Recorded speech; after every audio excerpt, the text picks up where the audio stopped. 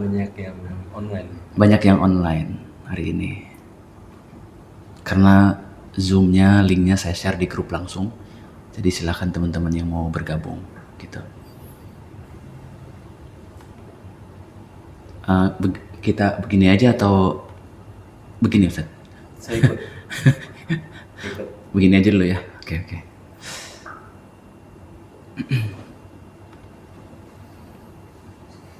Kita rekam aja dulu. Udah dibuka. Recording in progress. Sebentar.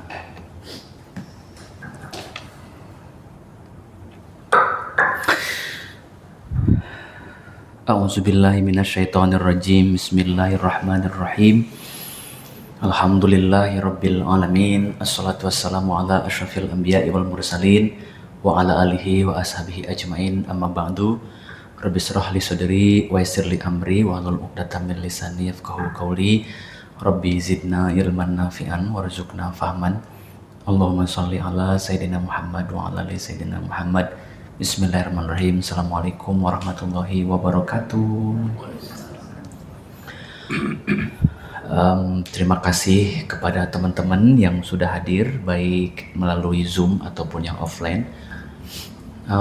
Seperti biasa, mari kita bersyukur pada Allah Subhanahu wa Ta'ala yang udah berkenan mengumpulkan kita di hari ini, hari Kamis tanggal 7 Agustus di Rumah Salam. Bagi yang belum pernah hadir di Rumah Salam, sebagai informasi, suara kurang jelas. Oke, putar dikit. Oke, sekarang gimana? Sudah jelas, Bu? Apa saya kurang kencang suaranya? Mungkin kalau awal masih belum panas biasanya ngomongnya. Oke, suaranya udah jelas ya. Oke, sekarang mic-nya depan banget ya. Oke, jadi sebagai informasi teman-teman semua bahwa Rumah Salam ini adalah tempat yang ingin dijadikan untuk kita berkumpul, bersilaturahmi dalam rangka belajar tentang perspektif keagamaan, perspektif spiritual, perspektif kesadaran gitu ya. Dan harapannya Rumah Salam walaupun sederhana seperti ini bisa menjadi oase bagi teman-teman yang mencari alternatif pemikiran-pemikiran tentang keagamaan yang lebih membumi, universal, dan juga mendamaikan sesuai dengan nama Rumah Salam ya Bu Maya. Dan Rumah Salam ini dibangun atau didirikan pada 24 Mei kalau nggak salah di tahun 2023 ya. 2024 ya? 2024, kelamaan saya berarti. 2024 ya, berarti Mei ke Mei 2005 udah 1 tahun gitu ya. Udah 1 tahun dengan menghadirkan narasumber-narasumber yang kompeten di bidangnya, terutama dalam bidang spiritual, kesadaran, dan agama gitu. Walaupun dari sisi pembahasan ternyata meluas gitu ya.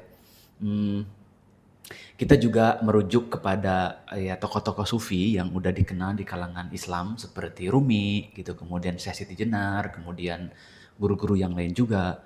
Bahkan bukan hanya kita belajar agama di sini, tapi belajar tentang ilmu-ilmu yang berkaitan dengan kehidupan sehari-hari gitu, seperti hukum semesta gitu ya kan, hukum tabur tuai, hukum karma juga kita nggak alergi belajar tentang itu gitu. Walaupun dalam kenyataannya kan itu hal-hal yang masih bisa didiskusikan lebih lanjut kan gitu ya. Jadi komentar ya dari orang-orang yang sudah ikut di Rumah Salam ini, mereka merasa dibersamai atau terbantu dalam mengenal ketuhanan, dalam mengenal agama, bahkan mungkin mengenal jiwa, ruh, dan diri sendiri dan sekelumit yang berada di dalamnya kan gitu. Tepuk tangan lu boleh buat Rumah Salam teman-teman semua. Dan ada Bu Rita, juga ada Mbak Nay, Bu Maya, Bu Nana, dan teman-teman semua. Di sini ada Mbak Jibeng juga dan Bu Nora. Bu Fauzia adalah orang-orang yang setia gitu untuk hadir konsisten ya di Rumah Salam ini gitu ya. Terima kasih dong ya, tepuk tangan buat ibu-ibu semua di sini, wah. Luar biasa ya. Dan juga kalau di online juga banyak yang bisa kita sebutkan nama-namanya yang juga sering hadir di Rumah Salam ya, banyak gitu. Itu sedikit tentang Rumah Salam. Dan Rumah Salam ini juga memiliki afiliasi ataupun keterkaitan dengan sekolah yang dibangun oleh ya yayasan yang namanya Yayasan Maleo gitu. Nah, Yayasan Maleo ini dia punya 2 unit kegiatan, satu sekolah, itu sekolah gratis yang udah berjalan selama 21 tahun kalau saya tidak salah, dari level SMP sampai SMA gitu. Dan salah satu alumninya adalah Asep. Di sini ada Asep tuh ya yang udah lulus dari sekolah Yayasan Maleo dan sekarang bantu-bantu di Rumah Salam kan gitu. Kemudian yang kedua, nah dari mana semuanya itu berjalan? Dari orang-orang yang ingin berkontribusi terhadap namanya pendidikan gratis untuk anak-anak yang kurang mampu dari sisi ekonomi, tapi juga ingin terus belajar gitu. Dan alhamdulillah Yayasan Maleo udah menjalankan ini selama 21 tahun gitu, Sat. Nah, dari sisi itu kemudian yayasan juga ingin ada edukasi tentang agama untuk orang-orang dewasa, ya kan, untuk orang-orang umum gitu. Maka dibuatlah rumah kajian salam gitu. Jadi tujuannya adalah ingin memberikan edukasi keagamaan, spiritual, kesadaran buat masyarakat umum siapapun boleh datang ke sini dengan tujuan yang baik tentunya ya, dengan tujuan ingin belajar meningkatkan pengetahuannya tentang keagamaan gitu ya. Nah, singkat ceritanya adalah di sini ustadz-ustadz yang kita udah yang sudah berkenan membersamai, misalnya ada yang pertama-tama adalah Ustadz Nur Jabir. Wah, ini keren banget ya. Tepuk tangan buat Ustadz Nur Jabir awal-awal ya. Yang pertama kali diundang ke sini untuk bicarakan gimana nih gitu ya.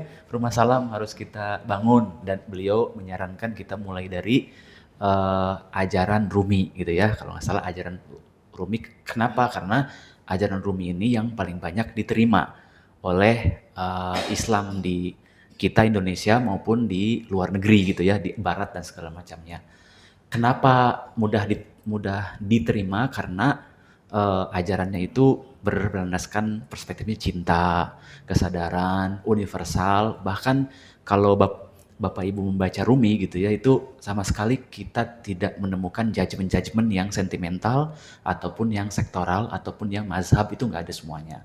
Lebih dibidik kepada jiwa atau kesadaran itu sendiri, sehingga siapapun baik Islam maupun non Islam di sini kita belajar terbuka sama-sama, diterima gitu ya. Kalau kata Ustadz Nur waktu itu bilang bahkan di dalam ajaran Rumi gitu Ustadz Nur ya, gay aja diterima gitu. Maksudnya tidak ada justifikasi bahwa kamu nggak boleh ketemu Tuhan, kamu nggak boleh ini, nggak, semuanya gitu. Siapapun punya koneksi atau keterhubungan yang tidak terbatas dengan Tuhannya gitu, dengan Allah, dengan Sang Pencipta kita gitu ya. Jadi semuanya punya jalan yang sama, ya kan gitu kepadanya. Itu yang menarik. Nah, selain itu juga ada Syekh Siti Jenar, ada yang lain-lain, ada Bang Dame, ada Mas Soni, ada Kang Abu Marlo, kemudian ada apa namanya, siapa? Ada Pak Khozim Siti Jenar, kemudian ada sekarang yang hadir lagi ada Profesor Komarudin Hidayat dan juga Bu Musdah Mulia, satu-satunya dari beberapa narasumber yang ibu-ibu ya, yang sifat keibuannya itu ketika ngajar nampak sekali gitu ya. Jadi itu yang udah dilakukan. Nah, karena Rumi ini cukup banyak menarik perhatian gitu dan ajarnya juga cukup menenangkan, bahkan Bu Maya beberapa kali bilang ya, kalau lagi dalam keadaan down gitu, baca quote-nya aja udah bikin tenang, bener nggak? Ya kan? Baca quote-nya aja bikin hati jadi lebih nerimo, ya kan? Lebih healing gitu. Nggak perlu healing kemana-mana, cukup baca quote-nya kadang-kadang bisa pikiran kita jadi lebih terobati gitu ya. Dan bersama Ustadz Nur Jabir kita udah melaksanakan lebih daripada 15 kali pertemuan kayaknya saja dari bulan Mei itu ya, Mei Juni itu udah banyak tema yang dibahas. Bu Jayanti datang ternyata. Makasih Bu Jayanti datang ya, dari Jogja juga nih. Dari Jogja datang ke sini untuk hadir kajian Rumi ya. Udah 15 kali kita banyak ngomongin tentang cinta, hati, ruh, kemudian puisi-puisi, ghazal, ada zikirnya juga kan gitu. Dan ada muncul keinginan dari teman-teman yang, wah ini bagus nih kalau kita bisa napak tilas ke tempat di mana Rumi dilahirkan, atau Rumi misalnya ada di situ, gimana nuansanya ya gitu. Maka muncullah dari obrolan yang eh, setelah kelas waktu itu ya, ayo kita bikin acara datang ke sana gitu, ke mana? Konya atau Turki ya? Ke Konya ya, ke Konya yang dimana di situ ternyata Ustadz Nur Jabir informasi bahwa ada acara tahunan gitu yang disebut dengan Festival Rumi atau Sebi Arus. Itu dari seluruh dunia katanya berkumpul di sana merayakan itu dan cukup meriah gitu. Nah beberapa teman kemudian mengusulkan termasuk Burita juga ya gitu tuh sempat sempat mengusulkan, bener nggak Bu? Oke, enggak ya? Oke. Maaf ya saya pinjam namanya ya. Gitu ya. Gitu. Jadi, nah hari ini kita akan sedikit ngobrol-ngobrol gitu tentang Sabi Arus itu seperti apa, kemudian pemikiran Rumi secara umum itu seperti apa buat sahabat-sahabat yang baru bergabung. Kita minta Ustadz Nur untuk mengawalinya dari situ dulu, Rumi dan perjalanannya gitu ya, sehingga nanti kemarin kita baru bisa masuk ke sini, baru ujungnya nanti jam 10:30 kita Oke, sebagai informasi yang mau ikutan travel Festival Rumi pada tanggal 17 Desember tahun 2025 itu sudah yang mendaftar 28 orang kalau nggak salah, 28 orang. Kuotanya 29 orang, masih ada satu slot lagi kalau ada teman-teman yang mau. Nah, silakan. Sudah ada 28 orang. Jadi di sini hampir rata-rata ikutan nih, ya kan ada Bu Rita, Bu Fauzia, Bu Nai, Bu Maya, Bu Nana, Bu Wijayanti, Bu Desi sama Bu Jibeng, satu lagi Ibu Nora gitu ya. Nah, nanti akan dilaksanakan itu dari tanggal 16 dan 17 kalau nggak salah malam puncaknya di sana, tapi kita berangkat tanggal 13 Desember sampai tanggal 21 gitu ya. Nah nanti kita kan udah dibersamai oleh Garis Lurus yang akan bertindak sebagai tour and travelnya. Jam 10:30 nanti akan dipresentasikan mengenai itinerary-nya gimana, dari mana kemananya kita akan dengarkan. Tapi sebelum itu kita mohon untuk memulai dulu dari Ustadz Nur sedikit menjelaskan tentang Rumi dan juga nanti akan kemana gitu. Saya kira itu Ustadz, pengantarnya udah kepanjangan. Tepuk tangan buat Ustadz Nur Jabir boleh nggak? Silakan. Oh nanti ada presentasi Ada. dari Garis Lurus. Dari Garis Lurus. Setengah 11. Ya. Online offline. Jam 11:30 Online offline. lewat Zoom. Boleh. Nanti kita lihat di sini. Auzubillahiminasyaitonirrajim. Bismillahirrahmanirrahim. Assalamualaikum warahmatullahi wabarakatuh. Waalaikumsalam. Alhamdulillahirabbil alamin wassalatu wassalamu ala asyrafil anbiya'i wal mursalin sayyidina Muhammadin wa ala alihi wa sahbihi wa man tabi'ahum bi ihsanin ila yaumiddin. Alhamdulillah, segala puji dan puji syukur kehadirat Allah Subhanahu wa taala yang senantiasa memberikan kita nikmat taufik hidayah dan juga kesehatan, dan tak lupa pula kita kirimkan salawat dan taslim ke junjungan kita Nabi besar Muhammad sallallahu alaihi wasallam. Selamat pagi Bapak Ibu sekalian. Enggak ada Bapak. Oh, ada. Sekira nggak ada bapaknya. Ada. Di online juga ada ya bapak-bapak kan? Ada ya. Ada ya. Pak Yunan ada? Nggak ada. Pak Yunan ini yang dari awal pengen ke sana nih nggak ada. Yunan nih. Alhamdulillah ada Mbak Desi yang pernah ke sana. Jadi Hilang suaranya. apa? Tes. Saya sebenarnya orang yang tidak berhak menjelaskan tour ini Belum diganti. karena saya belum pernah ke sana.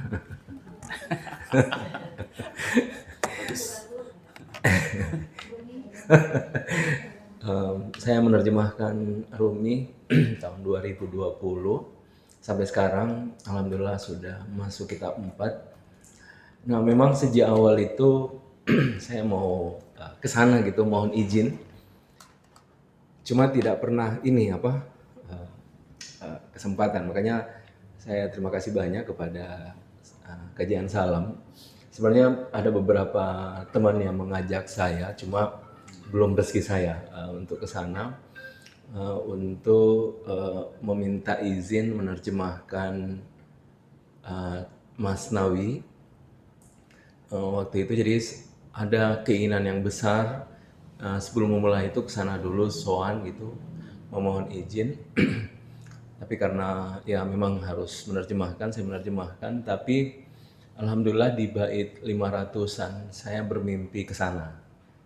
Saya bermimpi saya diantar sama satu Werling ke sana, ke makomnya Rumi. Cuma yang saya saksikan tidak sama yang sekarang ya. Yang saya saksikan semuanya berwarna hijau indah, cuma dia bertingkat. Jadi saya diantar gitu sama satu Werling dan dijelasin ini makom Maulana Jalaluddin Rumi. Itu di bait-bait kitab pertama di bait 500-an. Dan saya menganggap itu sebagai izin beliau untuk menerjemahkan.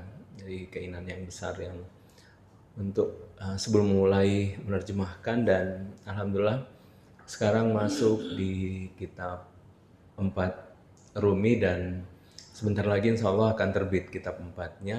Tersisa 2 jilid. Ada Masnawi ada 6 jilid. Insya Allah tersisa 2 jilid. Dan kita tahu bahwa Syabe Arus yang kita akan ke sana Desember tanggal 17 nanti. Syabe Arus 17 Desember ini adalah hari haul beliau atau wafatnya beliau. Dan yang mencetuskan ini sebenarnya pengikut beliau, khususnya anaknya. Jadi tarekat Maulawiyah itu sebenarnya yang mencetuskan adalah anak beliau. Dan anak beliau ini yang membesarkan tarekat Maulawiyah sampai sekarang.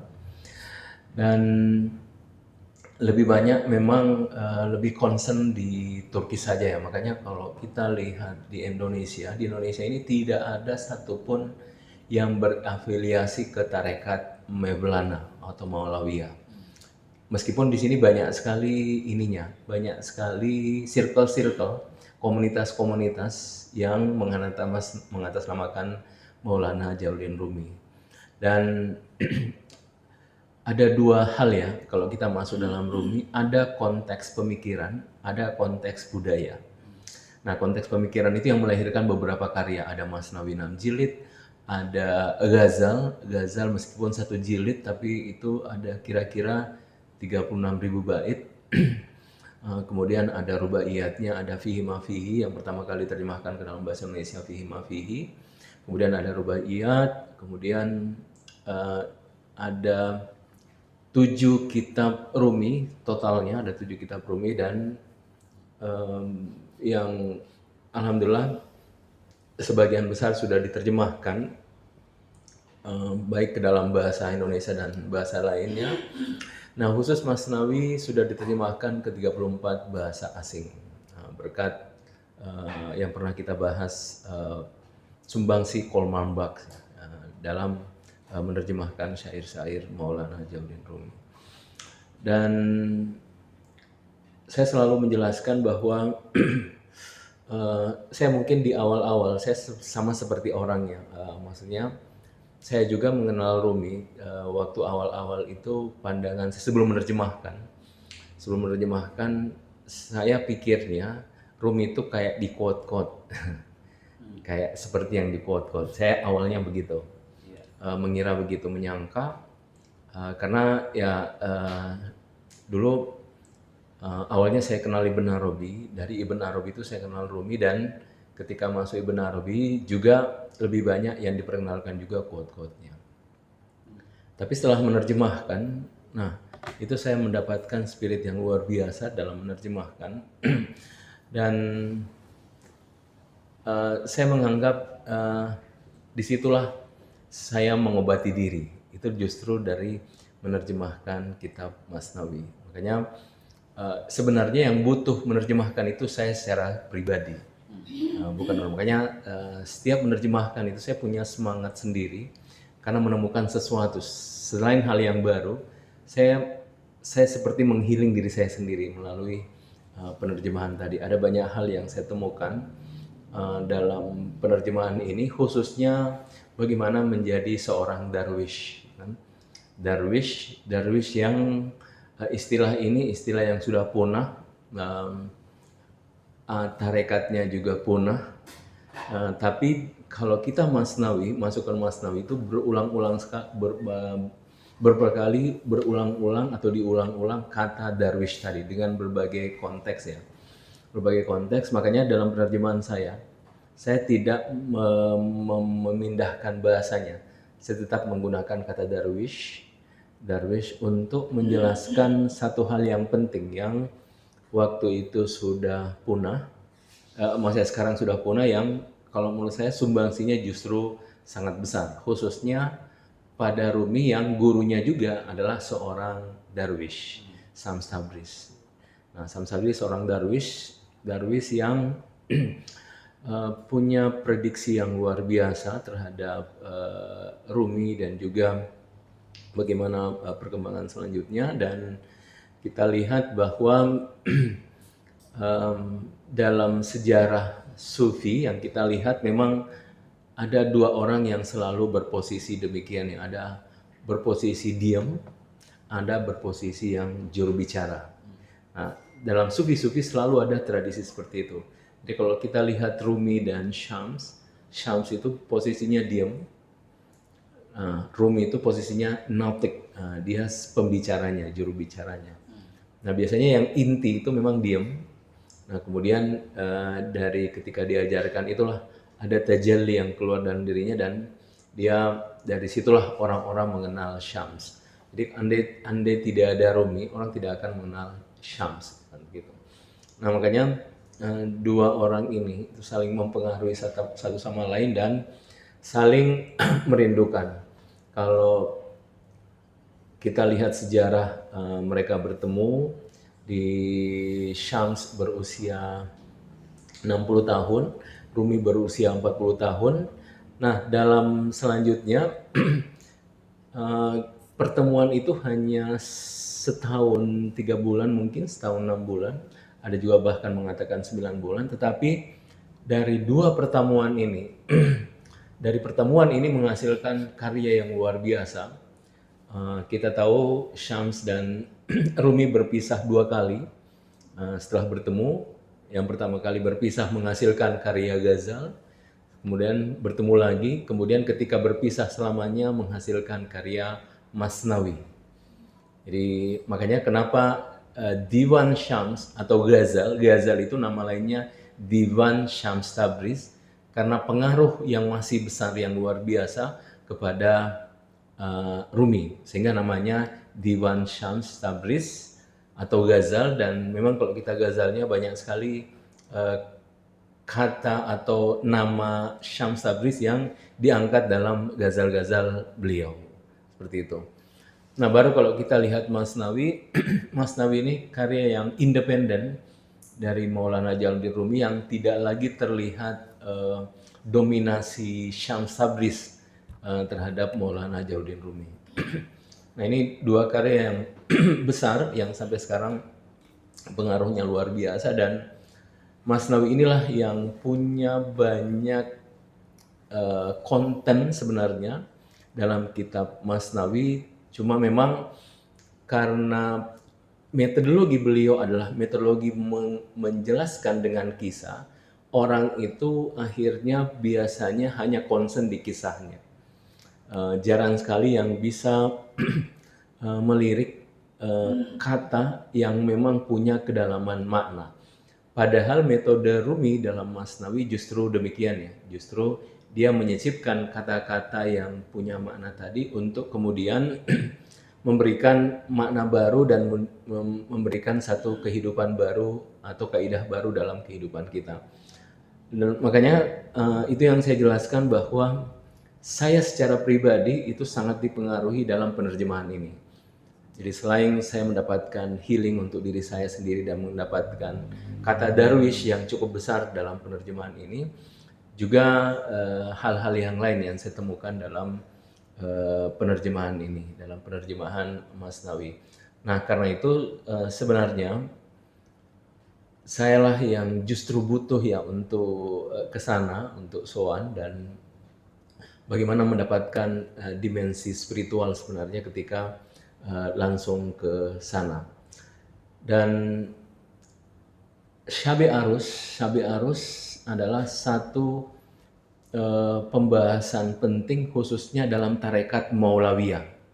Jadi kita ke sana sebenarnya itu masih dalam wilayah tarekat Maulawiyah karena tarekat Maulawiyah ini memang tidak tersebar banyak tetapi punya pengikut banyak. Maksudnya tarekatnya sendiri tidak menyebar karena mursyid tarekat Maulawiyah itu harus dari keturunan Rumi. Jadi harus dari keturunan Rumi. Jadi satu-satunya tarekat yang harus keturunan syekhnya itu mursyid harus keturunan itu adalah Maulawiyah. Kalau di tarekat-tarekat lain kita tidak akan menemukan keterhubungan nasab ya seorang mursyid. Nah itu hanya di tarekat Mevlana atau Maulawiyah yang punya relasi tersebut. Dan Rumi dan di kehidupan sebelumnya terhubung dengan beberapa banyak ajaran penting. Nah, khususnya tarekat Malamatiyah. Tarekat Malamatiyah ini satu tarekat yang mencoba untuk menyembunyikan identitas spiritual. Jadi menyembunyikan identitas spiritual. Makanya biasanya Malamatiyah ini dia tidak bisa dikenali melalui fisik ya, melalui simbol-simbol fisik, mulai dari pakaian, mulai dari cara bertutur, karena dia menyembunyikan identitas dia sebagai pejalan dengan kaidah bahwa amal terbaik itu adalah menyembunyikan kebaikan. Amal terbaik itu adalah menyembunyikan kebaikan. Jadi kalau kita terbiasa dengan menyembunyikan kebaikan, kita akan jauh dari sifat riya. Nah, ini menjadi khas dalam tarekat Malamatiyah yang kemudian berpengaruh kepada periode setelahnya ya, khususnya ke gurunya, ke Darwish, yakni Syams Tabriz, lalu kemudian juga berpengaruh kepada Rumi. Nah, sebelum Rumi ketemu dengan Syams, Rumi punya kehidupan yang berbeda. Waktu diasuh oleh ayahnya, Bahuddin Walad, lalu kemudian diasuh lagi oleh muridnya ayahnya, Muhakkik Tirmizi, sampai umur 25 tahun. Beliau kehidupan sebelum bertemu Syams dan setelah bertemu Syams itu seperti dua kehidupan yang berbeda, meskipun secara pemikiran itu masih nyambung ya, karena ayah dari Rumi ini memang seorang sufi. Bahuddin Walad memang seorang sufi besar pada zamannya di Balkh pada waktu itu, dan lalu pengaruh inilah yang kemudian dipertemukan oleh Syams Tabriz, lalu kemudian dari situlah berubah menjadi seorang darwish. Nah, darwish ini kita lihat sejarahnya dari tarekat Malamatiyah, dari tarekat Malamatiyah masuk ke darwish, dari ke darwish ini juga turunannya kepada Mevlana hari ini, Maulawiyah. Nah, Maulawiyah hari ini tuh banyak sekali, bukan cuma satu ordo ya. Dalam tarekat Maulawiyah ada beberapa aliran. Nah, yang kita kesana ini sebenarnya diselenggarakan oleh pemerintah. Jadi resmi diselenggarakan oleh pemerintah, Kementerian Kebudayaan mereka mencetuskan itu Syabi Arus, dan memang nanti yang akan kita saksikan di sana itu adalah mursyid dan orang-orang yang menjalani tarekat Maulawiyah. Makanya biasanya kita dilarang foto, dilarang ambil video, meskipun kalau kita lihat di YouTube itu ada orang yang mengambil secara sebentar ya, lalu kemudian diupload. Biasanya itu dilarang, karena dilarangnya itu karena ini bukan show. Beda kalau kita ke Turki, kita akan menemukan orang yang lagi sema. Jadi nanti Syabi Arus itu yang kita saksikan adalah sema. Sema ini juga istilah yang punah ya. Dan itu juga diulang-ulang dalam Masnawi, dalam Ghazal tentang kata sema. Ada yang kenal istilah sema? Sema. Oke. Nah, Sema ini Sema. satu tradisi dalam dunia tasawuf, dunia sufi yang juga punah. Sema. Ya, sema. Sema itu dari bahasa Arab sami'ah. Nah, kemudian di Turki menjadi sema. Lalu kemudian populer di kalangan pengikut Rumi menjadi sema. Sema adalah mendengarkan keindahan ilahi. Nah, yang kita saksikan nanti di festival itu sebenarnya sema. Sema itu di situ ada utamanya itu ada whirling, tapi sebelumnya itu biasanya ada kita akan diantar sebelum masuk ke whirling, kita akan diantar dengan beberapa ada pembacaan puisi, ada musik sufi. Nah, itu untuk mengantar bagaimana nanti perlahan-lahan si penari ini punya zauk. Punya zauk, zauk itu juga istilah sufi, yakni rasa. Rasa yang hadir dalam batin muncul dan kemudian dengan zauk inilah yang menggerakkan tubuhnya. Jadi zauk itu yang akan menggerakkan tubuhnya. Itu satu hal yang tradisi yang punah juga saat ini, istilah sema ini.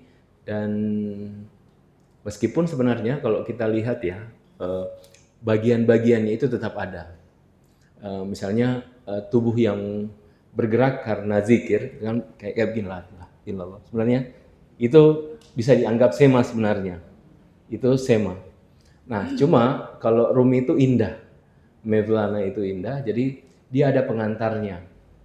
Ada pengantarnya, kita akan mendengarkan pembacaan puisi, kemudian musikalisasi musik sufi. Setelah itu ada sedikit tausiah dari seorang mursyid.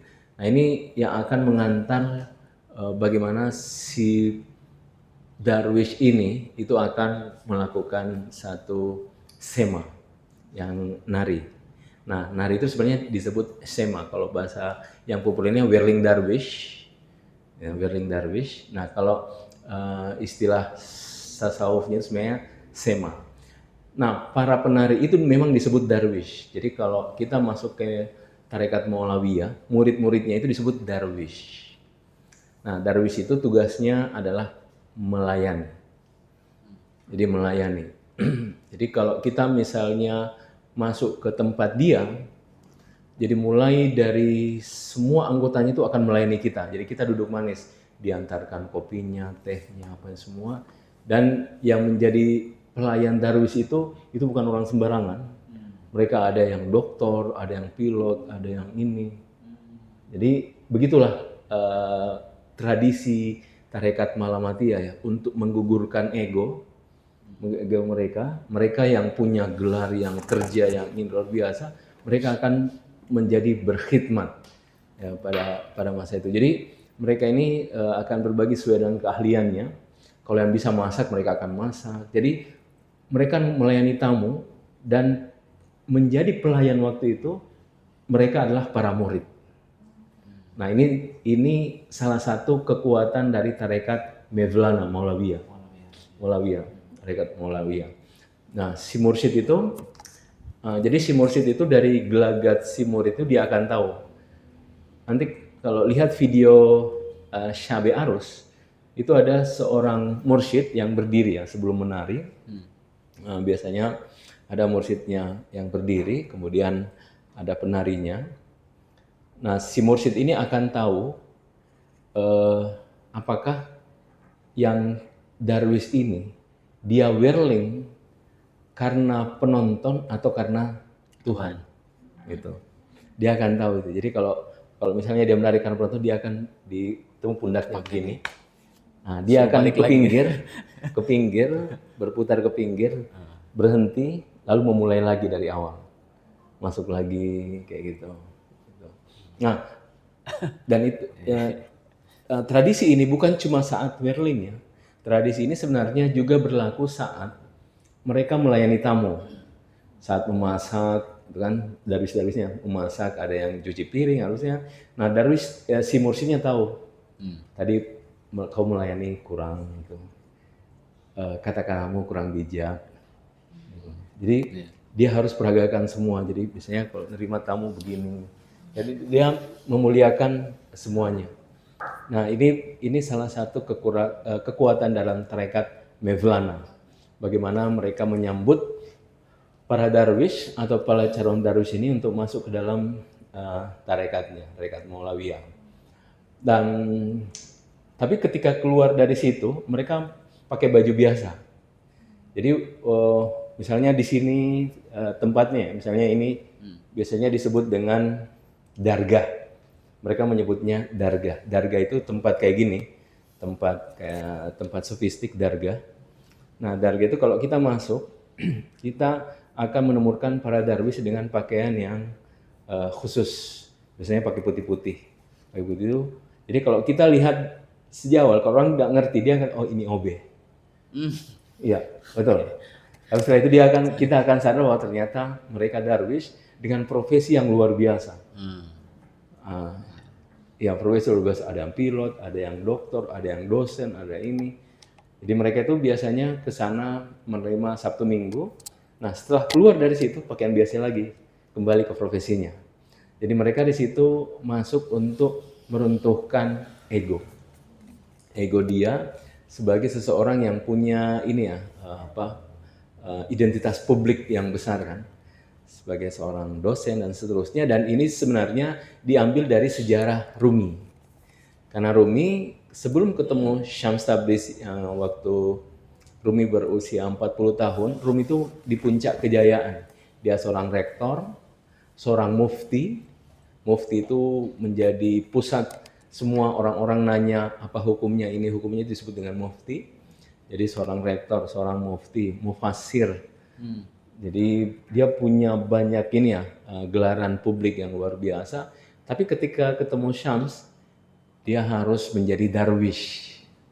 Dia harus meruntuhkan semua isme-isme atau gelar-gelar yang dia miliki pada saat itu.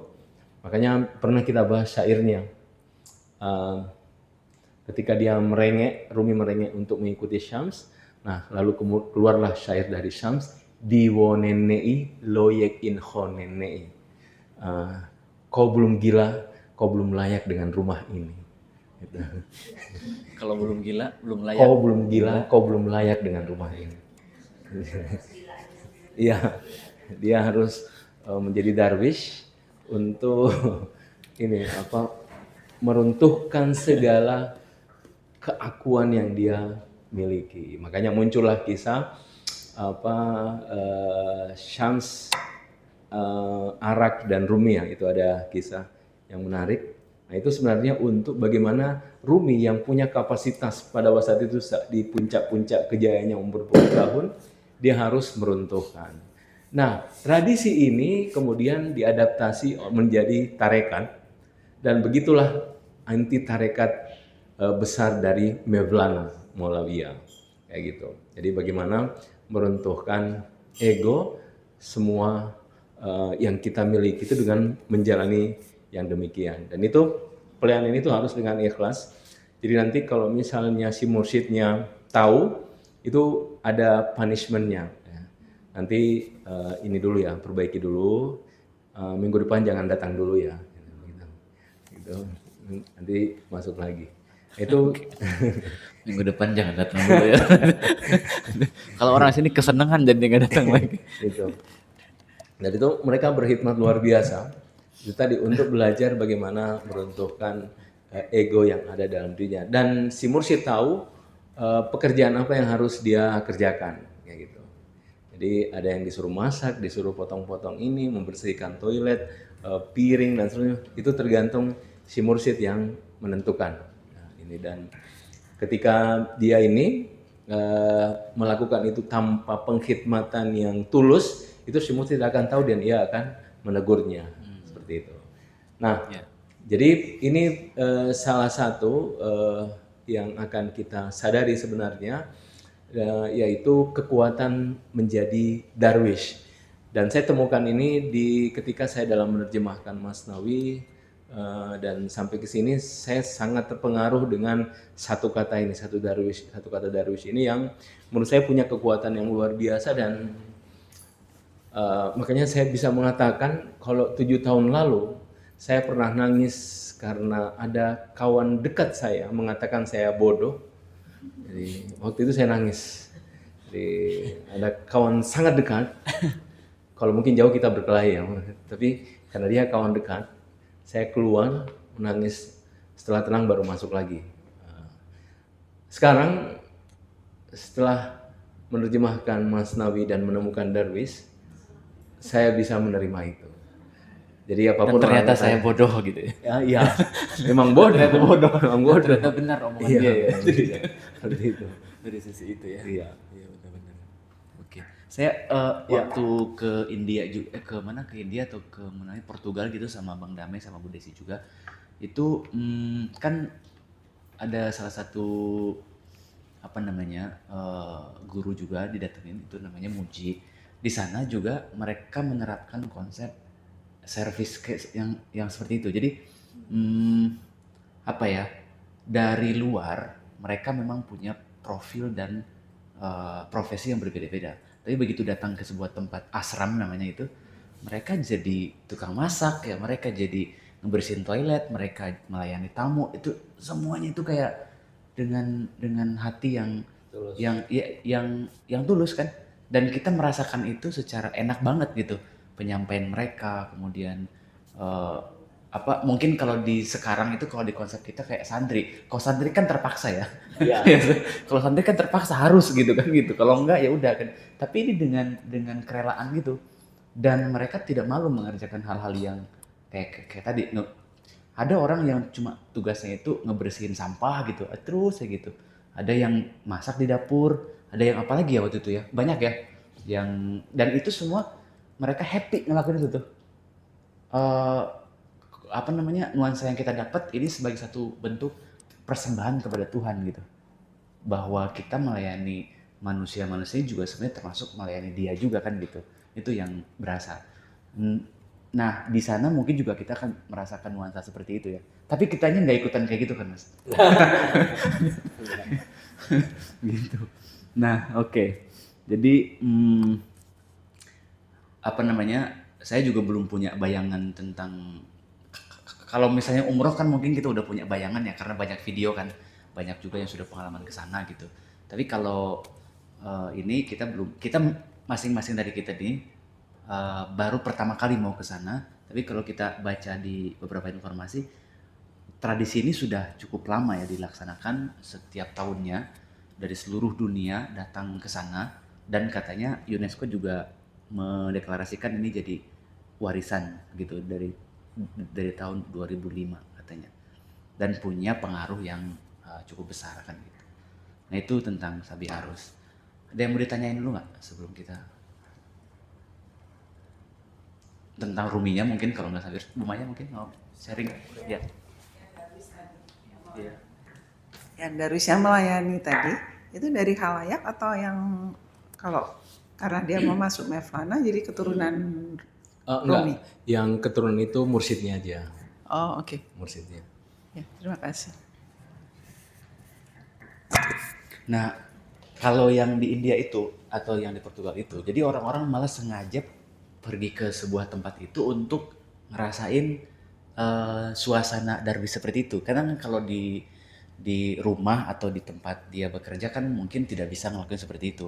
Tapi ketika masuk ke sebuah tempat spiritual seperti itu, dia dengan sengaja melepaskan seluruh identitas yang dia punya gitu, sebagai pilot, sebagai bapak rumah tangga, ibu rumah tangga, siapapun datang ke sana, dia stay di sana selama misalnya dalam waktu 10 hari, 15 hari gitu, untuk ngerasain apa ya, atmosfer melayani gitu, atmosfer melayani dengan kerendahan hati gitu. Itu enak banget sih, maksudnya interaksi yang terjadi di sana juga sangat enak banget gitu, karena semua sama gitu, semua di sana pakai hati.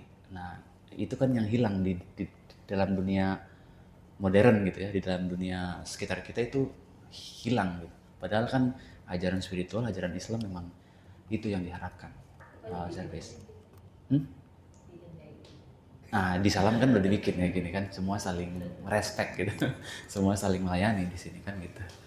Oke, dari Zoom mungkin ada yang mau ditanyakan terkait Rumi atau Sabi Arusnya? Sambil kita nunggu Mbak Katrin nanti Itinerary juga sudah saya share ya di grup, kalau Bapak Ibu mau lihat coba nanti saya share juga di attachment Google Drive nanti kalau ada di situ.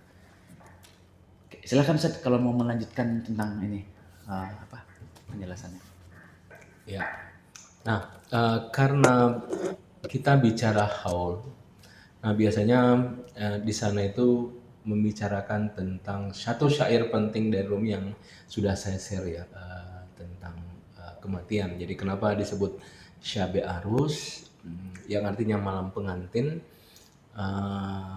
Karena memang kalau kita baca Ghazal dan Masnawi, Rumi itu kadang menyebut Tuhan itu ya Tuhan, kadang menyebut raja, kadang menyebut kekasih, kadang menyebut dia, kadang menyebut cinta. Jadi Rumi menyebut Tuhan itu dengan berbagai nama. Itu tergantung konteks dan kisah apa yang ingin dijelaskan dalam Masnawi atau Ghazal. Nah, tapi memang yang kita lihat yang sangat kuat dalam Rumi itu adalah konsep tentang cinta ya. Sehingga kalau kita lihat mendengar kata Rumi itu pertama kali yang hadir di benak kita adalah cinta.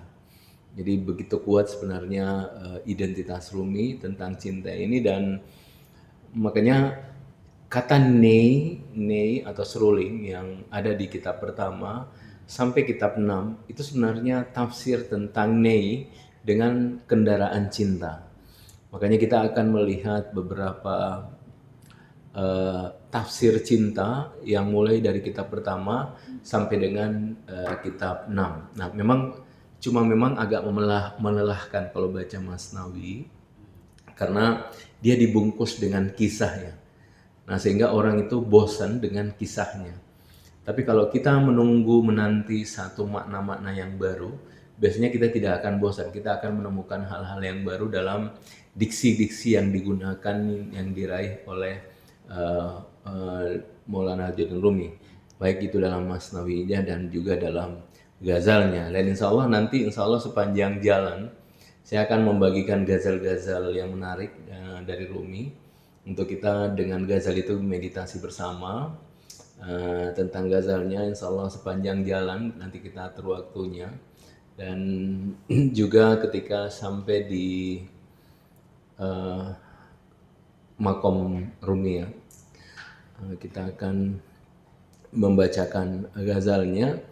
Yang saya bagikan itu sebenarnya ini yang populer saja, yang populer di Syabe Arus, dan semua circle Rumi biasanya datang ke tanggal 17 Desember. Jadi situ akan ada banyak kelas-kelas sebenarnya di sekitar makom Rumi itu dengan ininya masing-masing, dengan circle-nya masing-masing.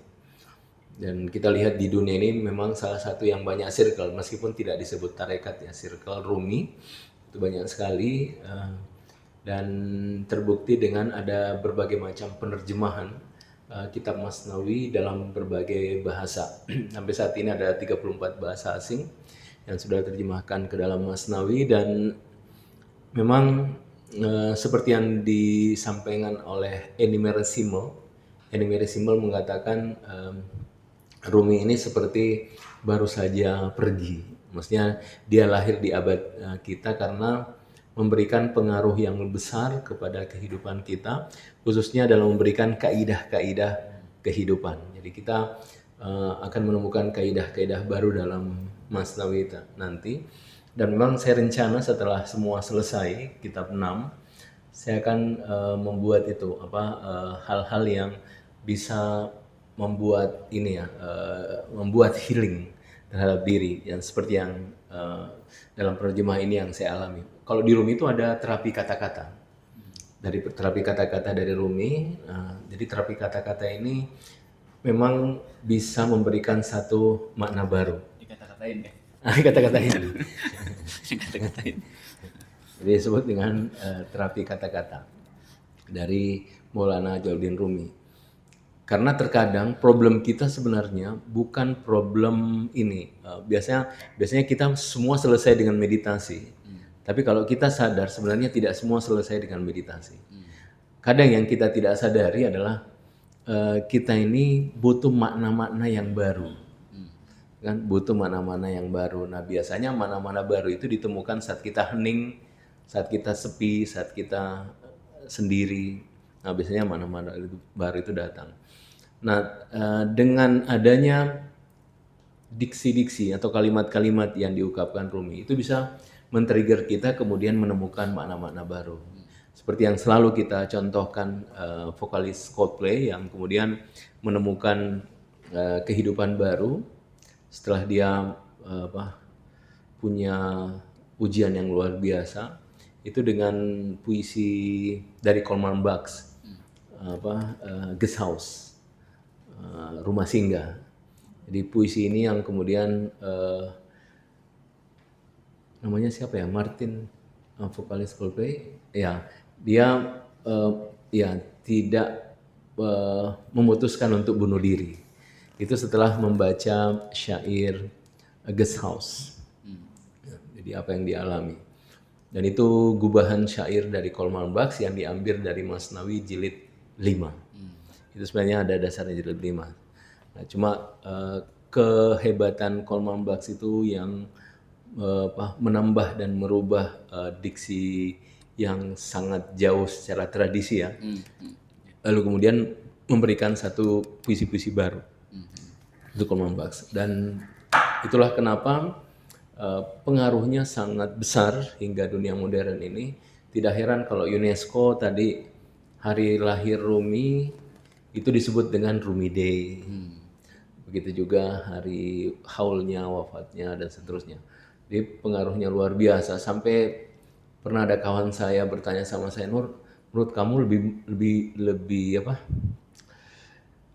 lebih berhasil mana antara Rasulullah dan Rumi? Itu pertanyaan yang kurang ajar dari kawan saya. Pertanyaan yang memancing jawaban yang bikin nanti gimana gitu. Ustaz, ini ada satu pertanyaan di Zoom. Assalamualaikum, saya pernah mendengar dalam melakukan ziarah ke Syekh Jalaluddin Rumi ada adab yang harus kita jalankan, yaitu sebaiknya kita ziarah dulu ke guru beliau Syamsi Tabriz, dan ini membuat guru beliau senang. Terima kasih. Apakah benar seperti itu dalam kita menjaga adab? Ada banyak makam-makam sufi di sekitar beliau. Itu ada Kunawi, murid dari Benarobi, Sadruddin Kunawi. Kemudian ada juga Syams Tabriz, tapi itu sebenarnya bukan makom beliau, itu petilasan. Jadi tidak ada sampai saat ini bukti yang jelas kalau Syams Tabriz itu Ada di sana ada di makamnya. sana. Ya.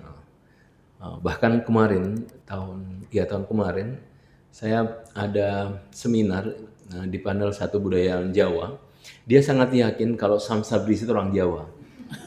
Namanya Syamsu Tabarik. Syamsu Tabarik. Gitu. Saya kaget waktu itu, wah, saya terlambat itu.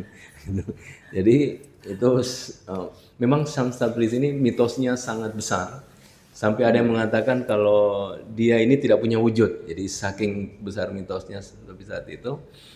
Nah, tapi insya Allah kita akan ke petilasannya karena bagaimanapun Syams pernah di sana. Makanya petilasan itu tetap harus kita kunjungi. Nah, termasuk yang kita kunjungi Kunawi karena sama-sama sufi besar meskipun beda dalam memilih menerjemahkan bahasa sufi. Kalau Kunawi ikut gurunya Ibn Arabi, kalau Rumi ikut gurunya Syams Tabriz yang lebih memilih bahasa sastra dalam menerjemahkan apa yang beliau alami ketika menyaksikan hal yang batin di dalam dirinya. Nah, insya Allah kita akan ke sana dan menurut orang-orang yang pernah ke sana memang auranya beda kalau Syams itu. Meskipun sepi karena jarang yang tahu ya. Jarang yang tahu. Jadi yang banyak dikunjungi itu adalah Maulana. Nah, tapi selain Syams ada Kunawi. Insya Allah kita dua-duanya akan ke sana dan kita akan membaca syair insya Allah sesampai di sana.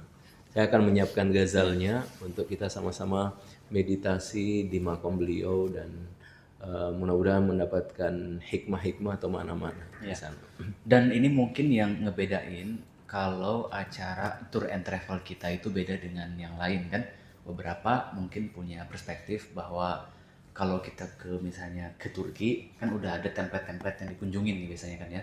Tapi kali ini kita memang lebih fokusnya kepada perjalanan kesadaran gitu dan difokuskan untuk apa ya?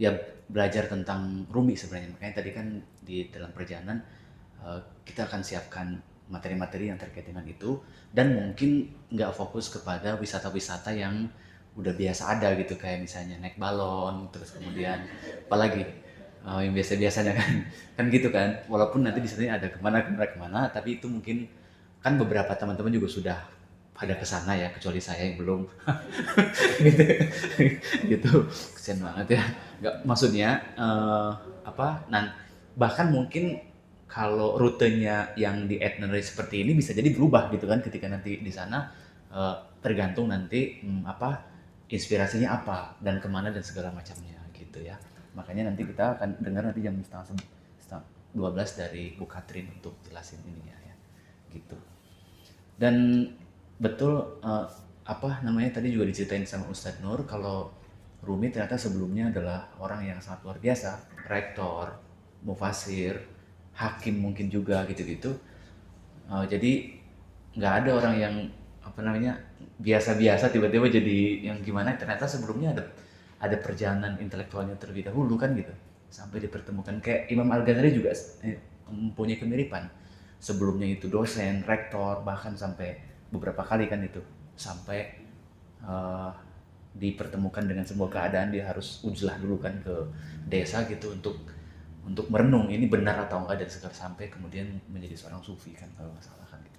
Jadi wali-wali besar memang kalau kita lihat perjalanan ke belakangnya itu bukan kaleng-kaleng gitu ya ternyata luar biasa yang mungkin orang biasa nggak akan sampai ke arah sana gitu ya.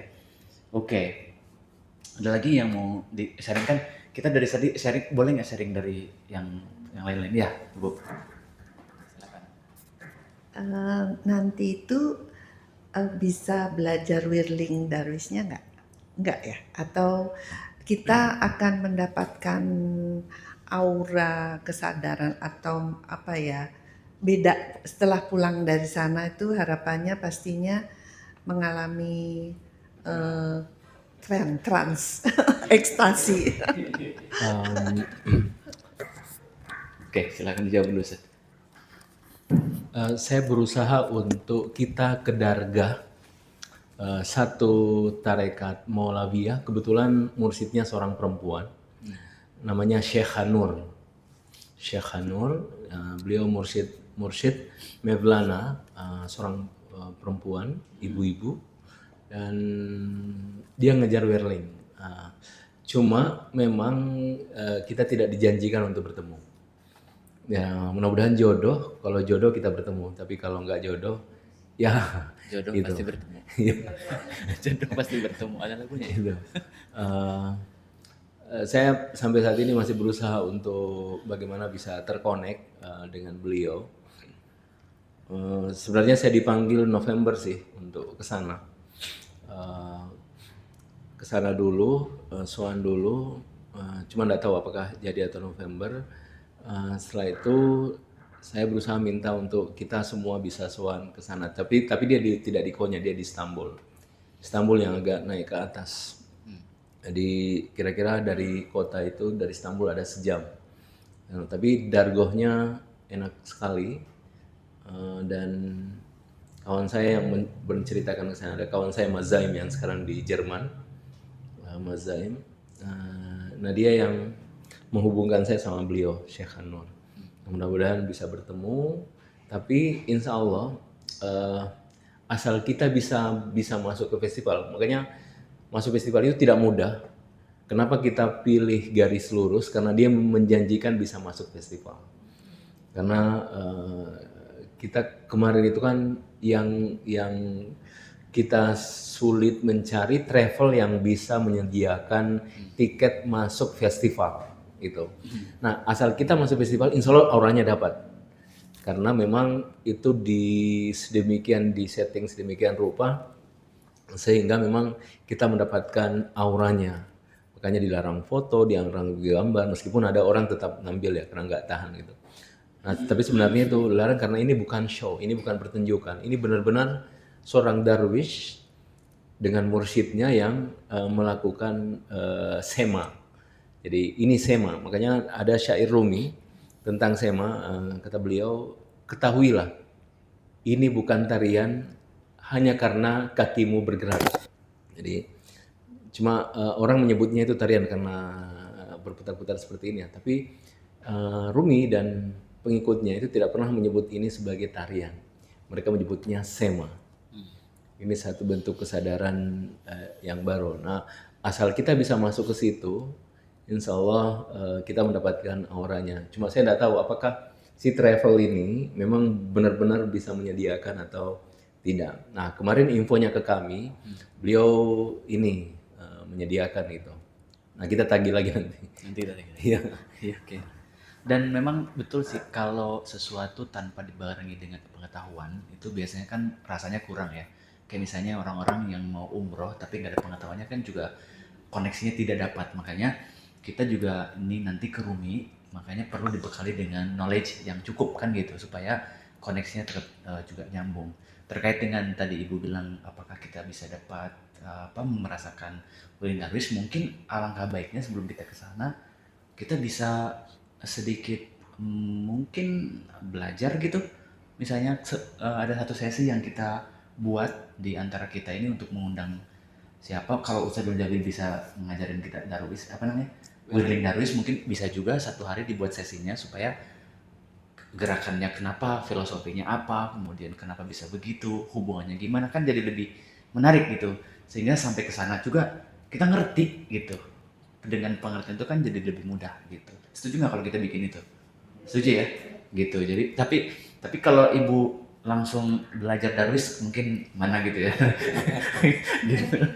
Tapi kalau misalnya Nggak apa-apa. Iya kan nggak apa-apa kan? Iya nggak apa-apa. Justru bisa experience gitu. Nah itu gimana? Ada kemungkinan nggak bisa bikin? Biasanya orang Iya. berhasrat mau cepat ini kan. Yang susah itu kan Makin ininya melebar kan. Iya. Ininya melebar. Padahal Vertigo. sebenarnya begini aja cukup. Begini aja. Iya. Gitu. Nah, cuma orang kalau pakaian hasratnya itu sebenarnya ininya ngembang. Ingin terbang gitu. Iya, ininya ngembang. Kayak kan harus cepat itu begini-begininya. Iya. Nah, yang penting ininya aja dulu. Apa? Muternya dulu. Muternya Karena itu gitu. ada bacaannya, ada zikirnya. Nah, itu yang penting sebenarnya. Jadi ada satu bentuk kesadaran baru. Biasanya setiap orang itu pengalamannya beda-beda. Bisa sih kita ada. Bisa. Nah, tuh bisa tutup tangan dong. Bikin. Iya. Nah, itu juga kan kalau kita lihat dari beberapa misalnya tarekat ya Ustadz ya, itu semacam bentuk zikir juga kan gitu. Iya. Kan kalau di kita tuh zikir tuh hanya gini doang nih. La ilaha illallah. Gitu doang kan biasanya kan? Iya kan? Cuma muter-muterin kepala doang gitu kiri kanan. Tapi begitu Bapak Ibu ngelihat berbagai macam tradisi, itu macam-macam. Ada yang gini juga nih. Allah. Iya, ada yang gitu juga, ada yang gitu-gitu, terus ada yang begini. Banyak. Ada juga yang gitu. Nah, gitu ada macam-macam gitu. Gitu. Ada yang gini. Dan setiap gerakan tuh ada filosofinya yang mereka nggak bikin sembarangan gitu. Nah, wawasan kayak gini kan soalnya begitu kita melakukan itu di sebuah forum yang nggak ada knowledge ya, kita jadi disalahkan gitu. Kenapa zikirnya kayak gitu gitu? Dan bahkan saya pernah dianggap sesat gara-gara melakukan zikir kayak gitu gitu. Gitu. Ini ajaran siapa gitu ya?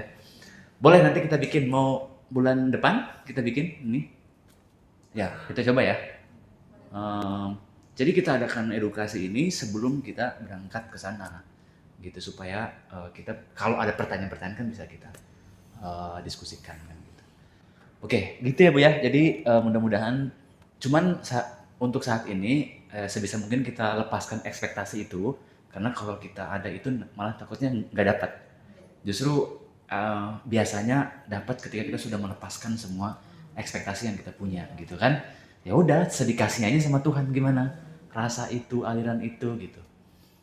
Jadi kita lakukan aja teknisnya sambil kita mengumpulkan atau mempelajari knowledge-nya seperti apa gitu ya.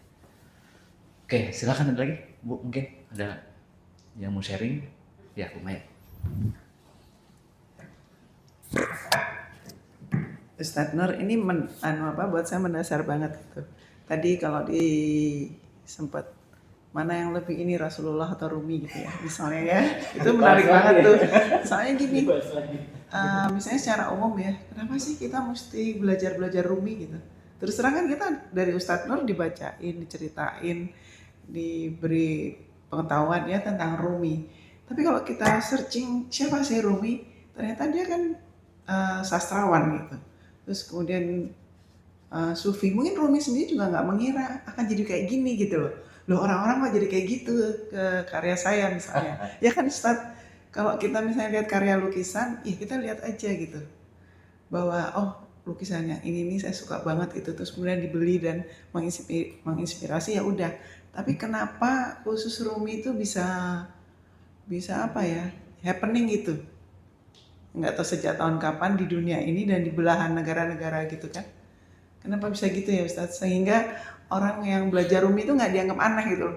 Loh, kamu tuh belajar tuh ngapain sih belajar Rumi katanya gitu kan. Orang ada Rasulullah sebagai contoh yang disuruh mencontoh kok sekarang kamu ngomongnya Rumi gitu. Itu gimana ya Ustadz?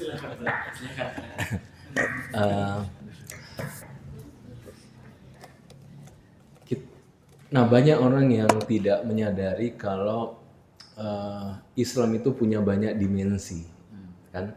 Ada dimensi syariatnya, ada dimensi hukumnya, ada dimensi filosofinya, ada dimensi batinnya. Yang Islam disebut tasawuf. Agama lain juga begitu. Ada syariatnya, ada dimensi hukumnya, dan seterusnya, ada juga dimensi batinnya. Kalau Nasrani misalnya disebut mysticism, kalau Yahudi disebut Kabbalah. Itu makanya setiap agama sebenarnya ada dimensi batin. Nah, yang orang pahami ini, yang orang sadari, agama yang dia anggap itu adalah agama menurut dia. Dia tidak paham bahwa ini lautan ya, karena dia berasal dari Tuhan yang tak terbatas, tak bertepi, maka makna-maknanya juga tak terbatas dan tak bertepi. Makanya saya selalu mengatakan bahwa kalau ada orang yang membatasi ajaran agama, itu dia membatasi Tuhan sebenarnya. Kalau ada orang yang membatasi tafsir, itu sebenarnya dia membatasi Tuhan. Artinya dia membatasi makna-makna yang Tuhan berikan ya. Jadi kalau Tuhan tidak terbatas, makna-maknanya tidak terbatas, tafsir-tafsirnya tidak terbatas. Kita ini yang keterbatasan kita selalu menjudge, menghukumi itu adalah sesuatu yang menurut kita saja, seperti itu. Tetapi memang sejak dahulu ranah sufi ini memang sunyi, diam, jalan sepi dari dulu. Makanya kalau saya tidak heran kalau ada yang mulai dari disesatkan, mulai dari dipinggirkan dan seterusnya. Memang sejak dahulu dunia sufi memang dunia yang dipinggirkan. Karena dia adalah batin. Yang orang mau itu adalah ranah keseharian dia, kan? Makanya banyak orang mengatakan saya yang penting sholat, puasa, zakat, haji selesai gitu kan.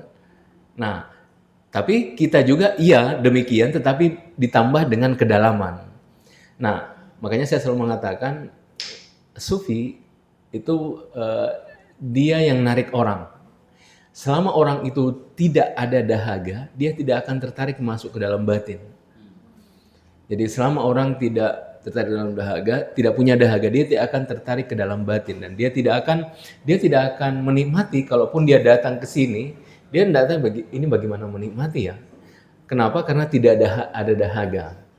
Nah, makanya ada Rumi yang kau cari mencarimu, kan? Quote Rumi, what you seek is seeking you.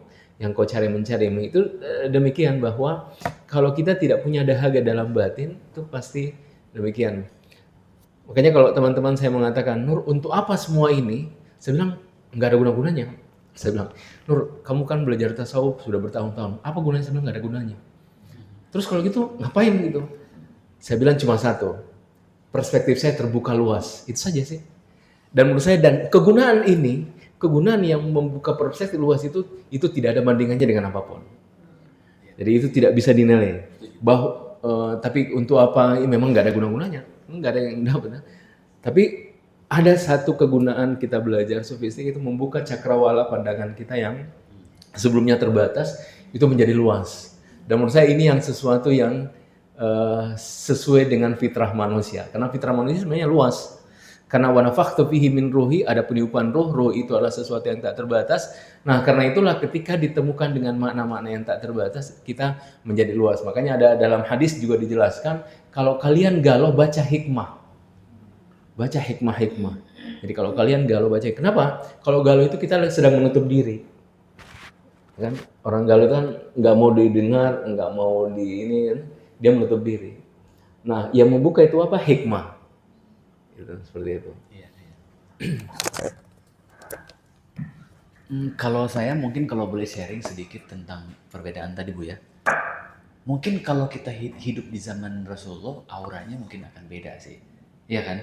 Aura yang dirasakan yang penuh cinta, penuh kasih sayang dan segala macamnya gitu kan.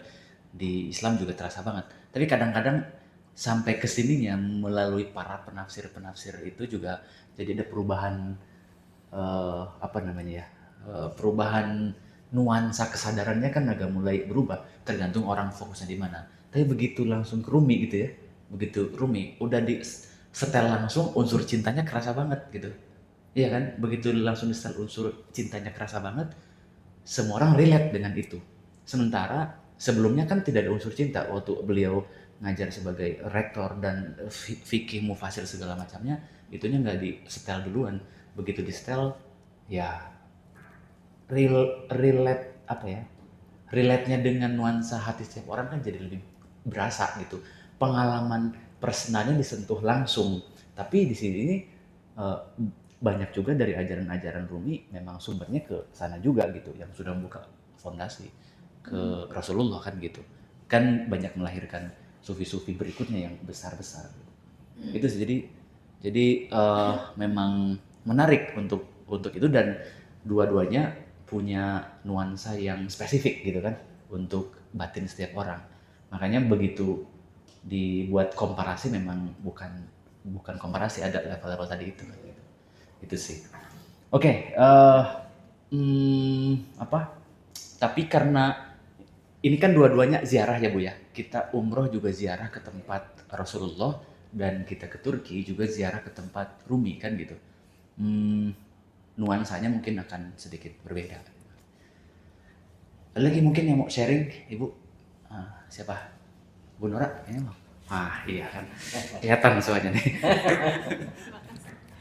Terima kasih. Jadi gini Ustadz, kebetulan saya Nasrani. Saya baca Rumi sudah lama gitu ya, tapi saya nggak tahu dalam seperti yang Ustadz ceritakan.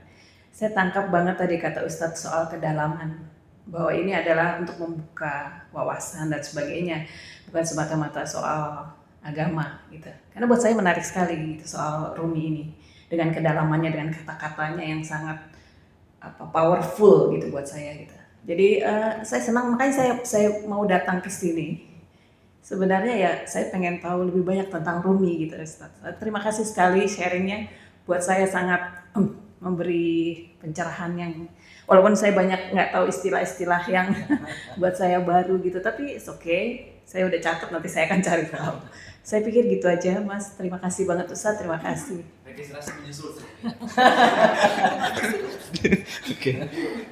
Dan kalau misalnya kita belajar tentang apa nih, bahwa kehidupan itu selalu berulang. Tadi aku mau nambahin sedikit, jangan-jangan Rasulullah tidak pernah meninggal gitu. Secara kesadaran mewarisi kebanyak ya sufi-sufi besar ini, yang satu bentuknya cinta, yang satu bentuknya syariah, satu macam-macam. Jadi perbanding, ternyata saya masih nyangkut di situ ya, masih tentang Rasul dan Rumi ini. Oke, udahlah ya. Iya. Atau jangan-jangan ketika Ustadz Nur menerjemahkan Rumi ini, Ruminya datang ke sini kan gitu, ngajarin langsung kan gitu. Kan nobody knows about that kan gitu, siapa tahu.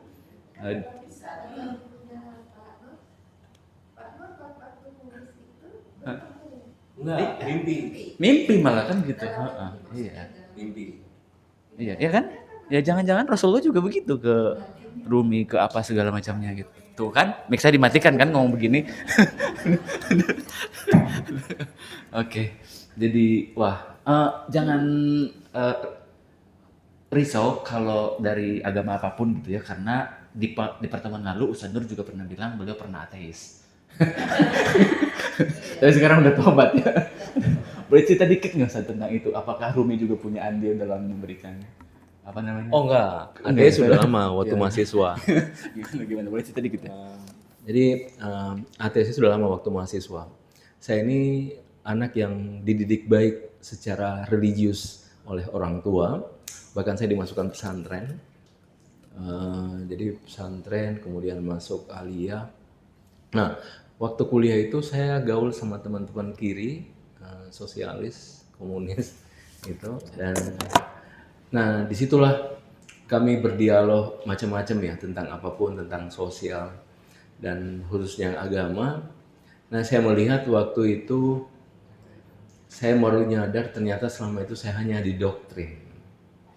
Saya hanya didoktrin tanpa ada nalar, tanpa ada dasar nalar yang dengan dasar nalar itulah saya bisa menjawab pertanyaan-pertanyaannya sama teman-teman kiri waktu itu.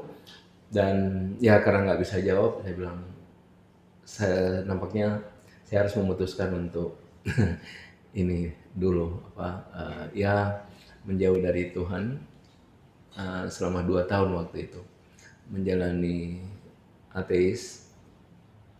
Tapi cuma satu yang saya takutkan itu ibu. Makanya waktu itu saya mengatakan Tuhan saya ibu. Jadi waktu itu ini Tuhan saya. Jadi kalau depan ibu itu saya sholat. Biar ibu nggak marah. Jadi saya paling takut itu kalau ibu marah. Udah paling takut. Saya anak bungsu. Jadi saya dekat banget sama ibu dan ibu itu yang saya takut. Jadi ibu saya kalau didik saya itu kalau ada sesuatu yang saya langgar, dia tidak ngomong saya selama sehari. Nggak peduli tapi tetap melayani, itu yang luar biasa.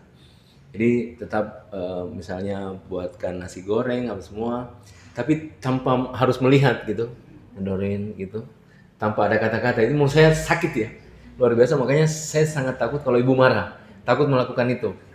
Jadi tetap melayani tapi sambil buang muka gitu, nggak mau. Menurut saya itu sakit. Nah waktu itu karena saya takut sama orang tua masih bilang, ini Tuhan saya.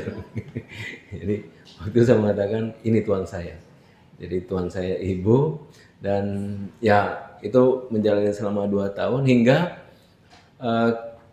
saya merasakan ada satu pemberontakan dalam hati ya yang terus menerus ada berontak yang luar biasa. Akhirnya saya berpikir saya harus menenangkan diri saya karena antara pikiran dan hati itu tidak sejalan gitu. Pikiran ateis, hati nolak. Itu kan susah hidupnya. Gitu kan, hidupnya. Maka saya bilang saya harus mencari jalan keluar. Nah, ketika ada pertanyaan itu, saya seperti ada pertanyaan, dan pertanyaan itu ilham ya bagi saya. Karena akhirnya saya menyadari bahwa betapa kita menyadari adanya ketidakadilan ya yang kita jumpai ya mulai dari dahulu sampai sekarang. Kalau kita ateis kan kita itu hanya hidup sekarang. Kita tidak meyakini hari akhir, kita tidak meyakini hari kebangkitan, itu tidak ada roh, pokoknya dunia aja. Dunia, materi, wassalam. Setelah itu kita tidak ada. Nah waktu itu muncul pertanyaan, kalau demikian dunia saya absurd gitu. Kenapa absurd? Saya lebih bagus jadi koruptor. Itu kan mereka merayakan kehidupan karena hidup cuma sekali. Lebih bagus saya seperti mereka sebelum seperti itu. Karena kesempatan hidup saya cuma sekali loh. Setelah ini saya tidak ada, itu kan. Muncul pertanyaan situ. Tapi saya tidak berani melakukan itu. Ya jalan keluarnya bunuh diri. Makanya waktu itu saya bilang, kalau saya hidup ateis, pilihan saya cuma 2. Merayakan kehidupan bagaimanapun caranya karena hidup cuma sekali. Atau bunuh diri. Karena absurd. Tapi saya tidak mau dua-duanya, gitu kan. Nah karena itu saya pikir, lebih baik ke Tuhan kalau saya gitu. Karena saya tidak mungkin melakukan koruptor, juga tidak bisa bunuh diri. Lebih bagus saya ke Tuhan. Makanya teman-teman kiri saya waktu itu bilang begini sama saya, Nur, kalau gitu Tuhanmu pelarian, gak apa-apa. Saya bilang, gak bisa pelarian. Yang penting saya tidak absurd gitu. Antara hati saya dengan pikiran itu sejalan. Saya tidak absurd. Akhirnya saya kembali. Nah waktu kembali itu saya belajar lagi dari nol. lahir lagi dan ya akhirnya saya bisa berdamai bahwa sebenarnya ini bagi saya ya pilihan yang cocok-cocokan. Ada orang cocok di sini, cocok di situ dan seterusnya. Pada akhirnya itu adalah pilihan yang cocok-cocokan sih pada akhirnya kan. Seperti itu dan ya kita tidak perlu mempertentangkan satu sama lain dan toh ini juga masih berasal dari Tuhan semua kan begitu. Jadi menurut saya yang penting menurut saya adalah bagaimana kita bisa menemukan kedamaian dalam diri ya, yang utama menurut saya sih itu. Karena kalau kedamaian dalam diri itu kita tidak temukan, ya semuanya kan kita kan terlihat ini ya rapuh, ya betul, rapuh, hancur dan seterusnya. Oke, kita masih nunggu Bu Katrin. Tadi sudah WA dan telepon belum dijawab. Nah, kita tunggu aja. Tapi ini sambil ini ada satu pertanyaan Ustadz dari Bu Riana. Pak Ustadz, nah, izin bertanya, apakah Rumi ada nasab Nabi Muhammad? Tidak ada. Tidak ada, Bu. Saya jawab di sini tidak ada gitu ya. tidak ada Bu Riana. Nah, gimana tuh kalau udah nggak ada tuh ya? Nasab secara keluarga mungkin ya. Tapi kalau nasab secara intelektual, secara spiritual, ya kita nggak bisa membantah. Ada banget gitu, ya kan? Tapi nasab yang secara hubungan darah kan itu apa ya? Mungkin tidak terlalu punya peran penting di dalam pertumbuhan kesadaran atau spiritual seseorang. Bahkan ada orang-orang ya nanti Ustadz aja deh yang ngomong tentang nasab spiritual gimana antara ini. Itu di Masnawi ada. Jadi di Masnawi itu biasa ada kata-kata nak dengarkanlah pesan ini. Jadi hubungan antara murid dan guru sebenarnya itu seperti hubungan ayah dan anak. Ayah dan anak. Nah, anak itu ada anak biologis, ada anak spiritual. Kan ada biologis, anak spiritual. Nah, karena itu kita punya ayah biologis, kita punya ayah spiritual. Sebenarnya seperti itu. Sebenarnya seperti itu. Nah, sehingga ada kata-kata Rumi seperti ini. Anak adalah rahasia ayahnya. Jadi anak adalah rahasia ayahnya. Jadi kalau saya menyebutkan guru saya sebenarnya itu rahasia saya. Dia akan tahu si fulan berguru ke sini, makanya sifatnya begini gitu. Okay. Makanya ada kata-kata anak adalah rahasia ayahnya. Al-waladu sirruhu abihi. Awalu sirru abihi, itu rahasia ayahnya. Nah, maksudnya kita ini itu tidak terlihat dalam biologis ya, tidak terlalu terlihat. Tapi kalau hubungannya murid sama guru itu terlihat banget hubungannya. Orang langsung bisa menebak pada siapa dia berguru, dia langsung bisa menebak. Dia berguru sama si fulan, dia pasti sifatnya begini. Nah, makanya saya selalu menjelaskan seperti ini. Kan sering kita mendengar kata-kata, jangan lihat orangnya, lihat perkataannya, itu kan?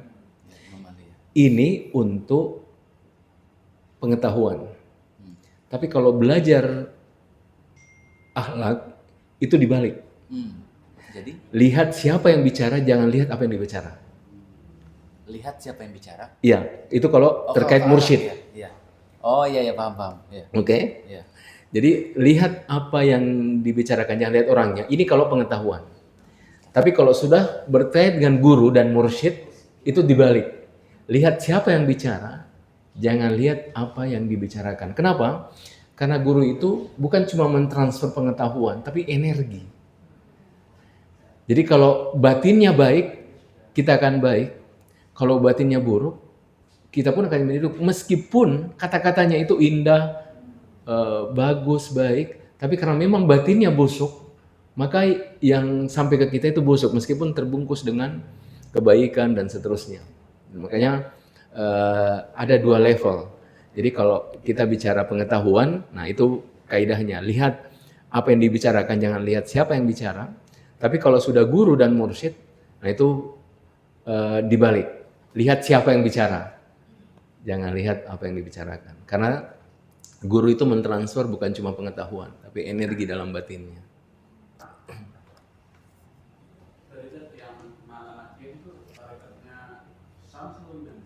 Nah, itu masih ada sebelumnya sebenarnya.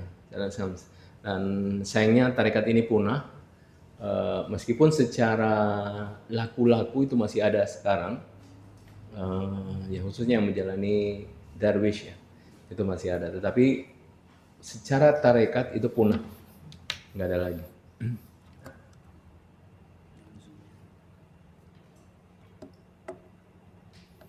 Oke, nanti mau join katanya, Bu Katrin. Udah datang? Sudah dikasih tahu, tapi belum masuk. Tunggu sebentar. Sambil nunggu Bu Katrin masuk, ada satu lagi pertanyaan nih, Ustaz. Untuk nambah wawasan tentang Rumi, apakah ada YouTube-nya Ustadz? Ada. Sudut pandang namanya. Ada Pak Bambang, nanti dicari di YouTube sudut pandang, tapi ditambahin sudut pandang Rumi, nah itu nanti muncul. Karena kalau sudut pandang biasa banyak banget. Sudut pandang, yang mana ya gitu kan? Maka tambahin kata kuncinya sudut pandang Rumi, nanti di situ ada muncul apa video-video Ustadz Nur. Oke, kita lihat sebentar, sepertinya udah masuk Bu Katrin. Mana ya? Garis lurus. Oke. Ibu boleh minta di on cam. Saya mau spotlight Ibu.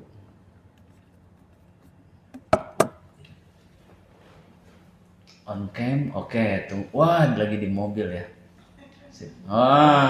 Coba sebentar. Dites dulu suaranya ada nggak Bu? Coba Bu. Iya, halo. Ya, oke. Ada ya semuanya di sini, oke. Tunggu sebentar, ini kita ginikan aja kali. Ini saya puterin ke teman-teman di sini. Bikin spotlightnya 2. Nah, gitu. Jadi saya mau ke sini. Kenapa di situ? Sini ya, San. Kenapa ke situ, San? Ya, fokus ke... Enggak, di sini nanti fokusnya ke situ, teman-teman.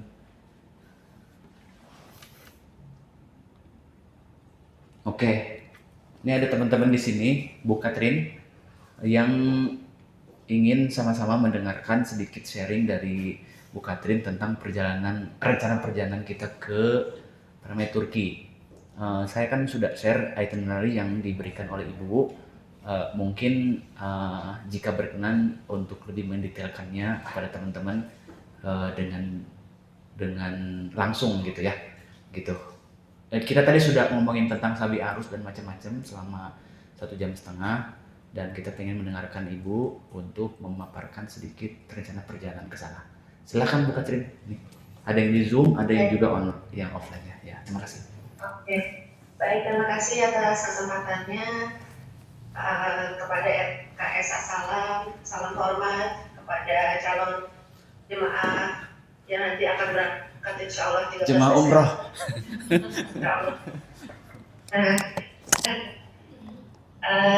Kalau kenal semuanya, nama saya Catherine, saya dari Garis Lurus Travel. Insya Allah nanti perjalanan kita akan menggunakan Emirates transit di Dubai ya. Transitnya mungkin sekitar 3 jam gitu ya, nggak terlalu lama sih. Saya akan mengiringi perjalanan Bapak Ibu sekalian, insya Allah. Kebetulan saya juga sudah certified tour leader. Nanti di sana ada local guide orang Turki tapi bisa bahasa Indonesia yang sudah sering menemani perjalanan kami. Insya Allah mereka sudah paham betul bahwa titik fokus perjalanan kita besok adalah tentunya yang di Konya. Makanya setiap minggu itu kami selalu pantau tiket boxnya Rumi Festival, dan sampai sekarang memang belum dibuka.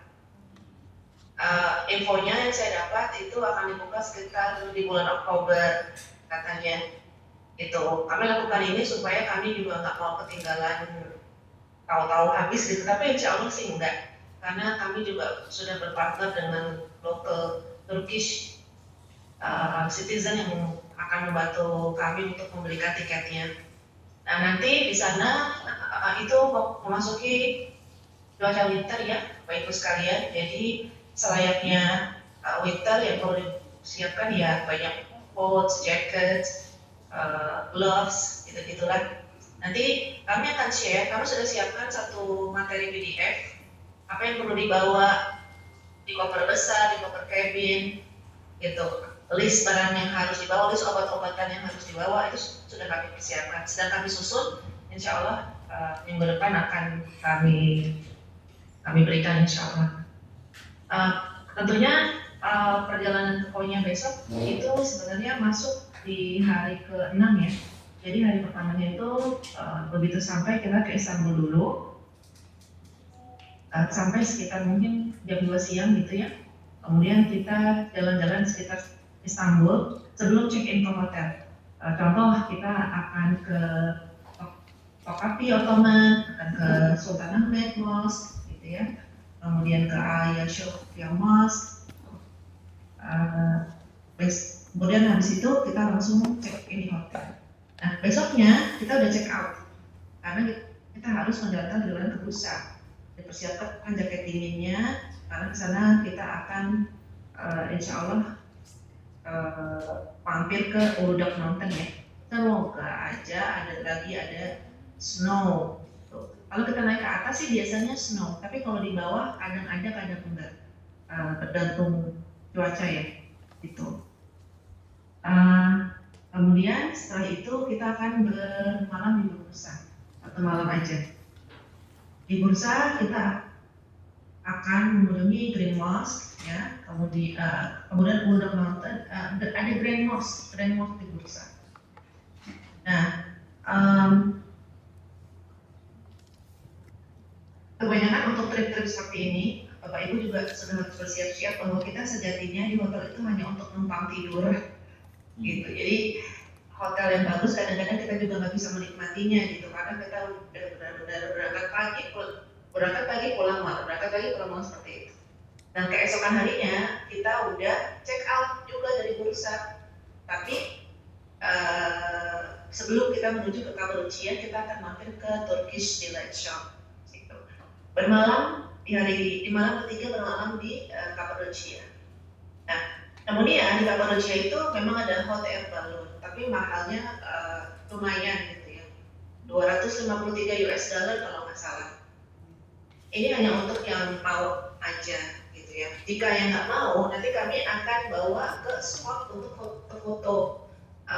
Di sekitar pinggiran tebing gitu ada foto-foto, bayar sekitar 10 lira, lumayan lah buat foto doang gitu. Yang bagi yang mau, kami akan tungguin gitu dan kami akan bookingkan tiketnya dari mungkin H-1 atau H-2.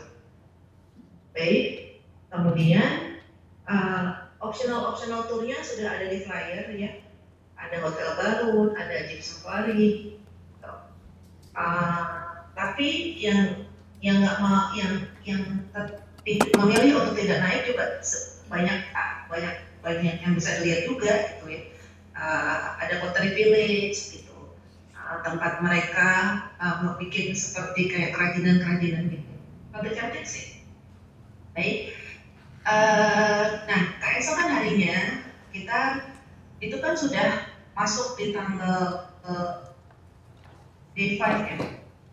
Sudah masuk di acara intinya Konya ya. Jadi keesokan harinya kita udah harus menuju ke Konya pagi-pagi sekali gitu ya. Nah, inti dari Konyanya itu selain datang ke Rumi Festival juga sudah padat dengan visiting makam-makam di Sufi, makam-makam Sufi yang ada di Konya. Jadi 2 malam itu udah 3 hari 2 malam itu udah cukup full. Kalau yang Rumi Festivalnya kan acaranya sore ya, jam 16.00 kalau nggak salah sampai malam. Ya. Nah, jadi ada banyak lah masjid, itu mungkin ada 3 masjid. Kemudian makam mungkin ada sekitar 2 atau 3. Jadi kelihatannya kemarin kan kayaknya ada obrolan gimana kalau di Istanbulnya ditambahin ziarah. Sebenarnya udah padat banget. Jadi di Istanbul itu hanya gelar hari tersebut aja karena waktunya juga nggak banyak. Di hari ke-6 itu udah benar-benar full Rumi Festival dari pagi hingga malam hari. Nah besoknya pergi ke Istanbul, tapi ke Istanbulnya kita hanya bisa mampir ke Ayub Mosque dan Tom, udah itu aja. Dan Bosporus Cruise di hari terakhir. Sebelum akhirnya kita tolak ke keesokan harinya untuk ke bandara. Jadi di Istanbul dari Konya yang full hari di Konya. Besoknya kita ke Istanbul itu kita ada 3 visit Ayub Mosque, Bosporus Cruise, sama visit Grand Bazaar. Grand Bazaar itu seperti shopping mall, last minute shopping lah ibu-ibu. Habis itu kita bermalam di Istanbul. Besoknya kita sudah take off, insya Allah pukul habis breakfast kita udah menuju ke bandara. Kira-kira seperti itu. Itu kira-kira yang bisa saya jelaskan, silakan. Mungkin ada pertanyaan.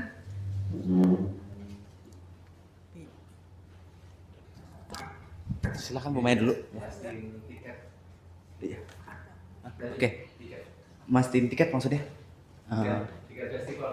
Oh iya, tadi sudah diinfo kata Bu Katrin, apa namanya, tiket festival masih belum dibuka, tapi mereka masih memantau dan insya Allah tidak akan kehabisan dan bisa katanya ya, tadi udah dijelasin ya. Terus ada satu pertanyaan di sini yang di Zoom nih Bu, untuk travel dari satu kota ke kota lain, apakah naik kereta api atau pesawat? Hotel bintang berapa katanya? Hotelnya bintang 4 dan 5, semua naik bis. Tidak ada yang naik pesawat, tidak ada yang naik kereta api. Oke, jadi Jamnya itu saya juga informasikan.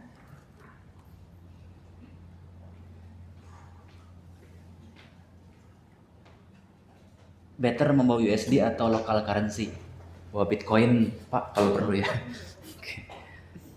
Oke. Di sana udah bisa pakai BCA kok, Mandiri, BCA, ATM, QRIS, ATM bisa dipakai. Oke. Boleh pakai lira, tapi mungkin nggak usah terlalu banyak ya. Kayaknya kalau pergi-pergi gitu biasanya semua bayar by ATM sih. Ya. Gitu. USD malah jadi ribet juga. Entah nukernya di mana gitu. Nuker lira sedikit, 1 juta, 1,5 juta atau 2 juta lah maksimum. Selebihnya pakai ATM aja, entah ngambil ATM di sana. Oke. Ya. Estimasinya dari Istanbul ke Bursa yang hari kedua itu naik bis estimasi 3 jam. Oke, 3 jam ya dari Jakarta Bandung lah ya. Ya, nggak ada macet sih di sana tau. Kemudian dari Konya ke Kapadocia 4 jam, 4 sampai 5 jam. Tapi di sana itu regulationsnya bus itu harus berhenti every 2 hours di gas station supaya ada relax, ada beli istirahat sebentar lagi. Oke. Bu Mai silakan. Masih ada 10 tambah peserta. Gak apa-apa terusin. Ambil aja ngomong. Enggak, ambil aja. Buka. Ini. Bu Katrin. Bu Katrin mau nanya, tambahan peserta masih diperbolehkan kan? Masih bisa kan? Kayaknya bisa cuma 1 ya Bu yang kemarin ya? Ya itu yang memenuhi paket yang 30 ya. Tapi karena busnya cukup untuk sampai dengan berapa? 40. Jadi kita boleh nambah 10 peserta lagi gitu. Kalau masih ada yang berminat. Iya kan? Boleh. Mana? Kayaknya harga terakhir Dengan harga yang sama. 500 ya. Jadi kalau ada penambahan jumlah peserta yang belakangan, kemungkinan besar akan dapat harga yang berbeda gitu ya kali ya? Atau dengan harga yang sama? Iya. Sudah pasti harganya beda. Karena kan yang grup kita itu, karena kemarin booking tiketnya udah dari jauh-jauh hari, itu tiketnya murah banget, dapat 10 juta tuh PP. Nah, tapi yang kemarin dicek sama staf aku tuh udah 14.500.000. Oke.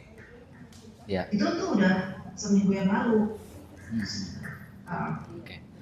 Jadi nanti kalau kita ada penambahan peserta, kemungkinan besar kita informasikan dari harga sebelumnya ada penambahan sekian gitu ya. Nanti minta diinformasikan dari garis lurusnya ya.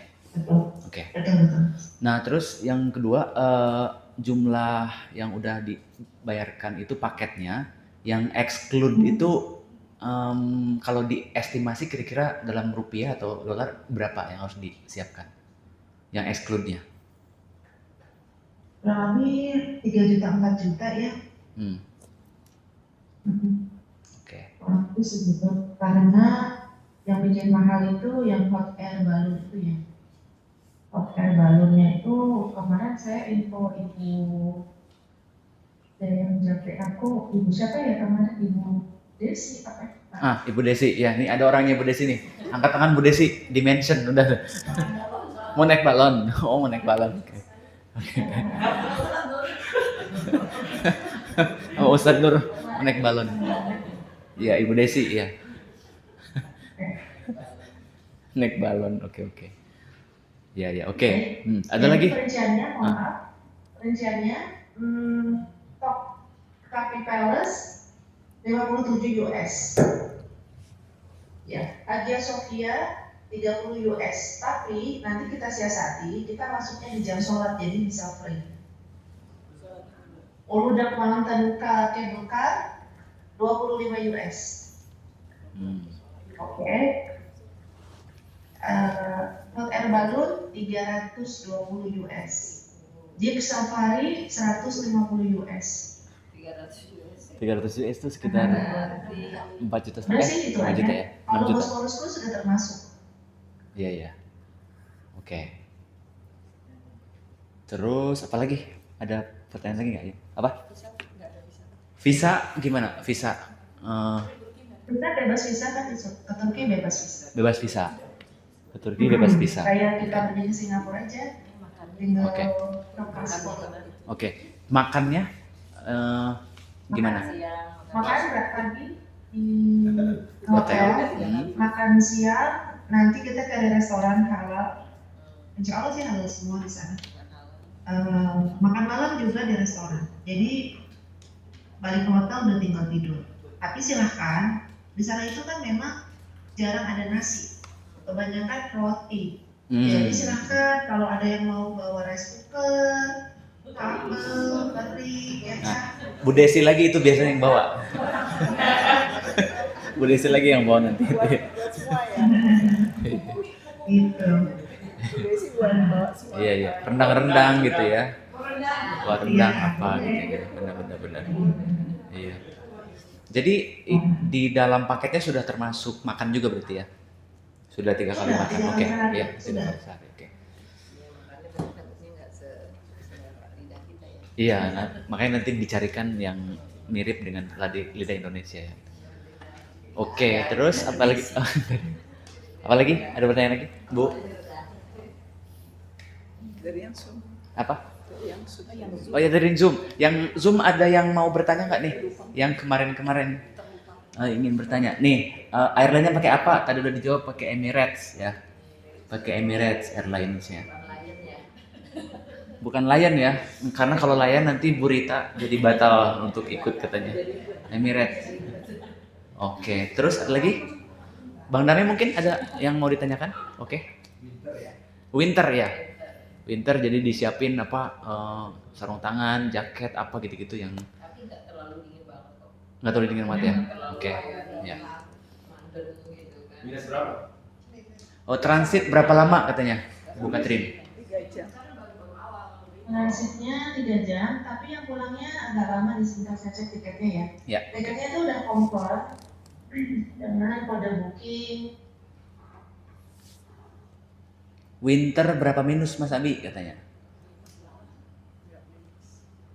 Bisa 0 derajat sih, 2, 3, 4 gitu. Kalau di siang hari mungkin masih 7, 8 derajat. Tapi begitu udah setelah maghrib itu udah ngedrop tuh 2, 3. Oke.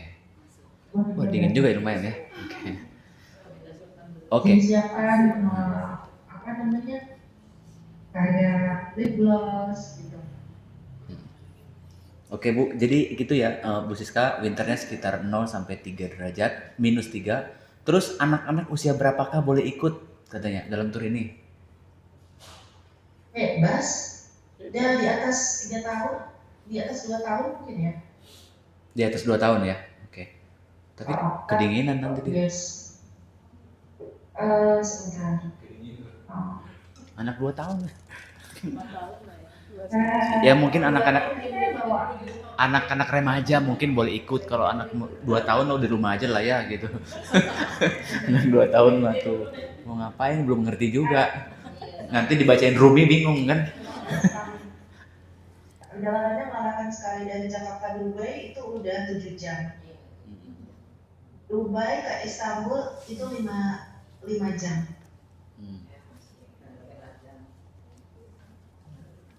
Jadi lumayan. Oke.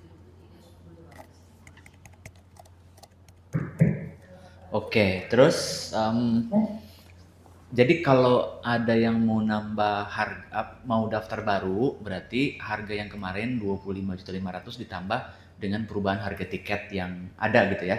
Paling itu nanti yang akan diinformasikan.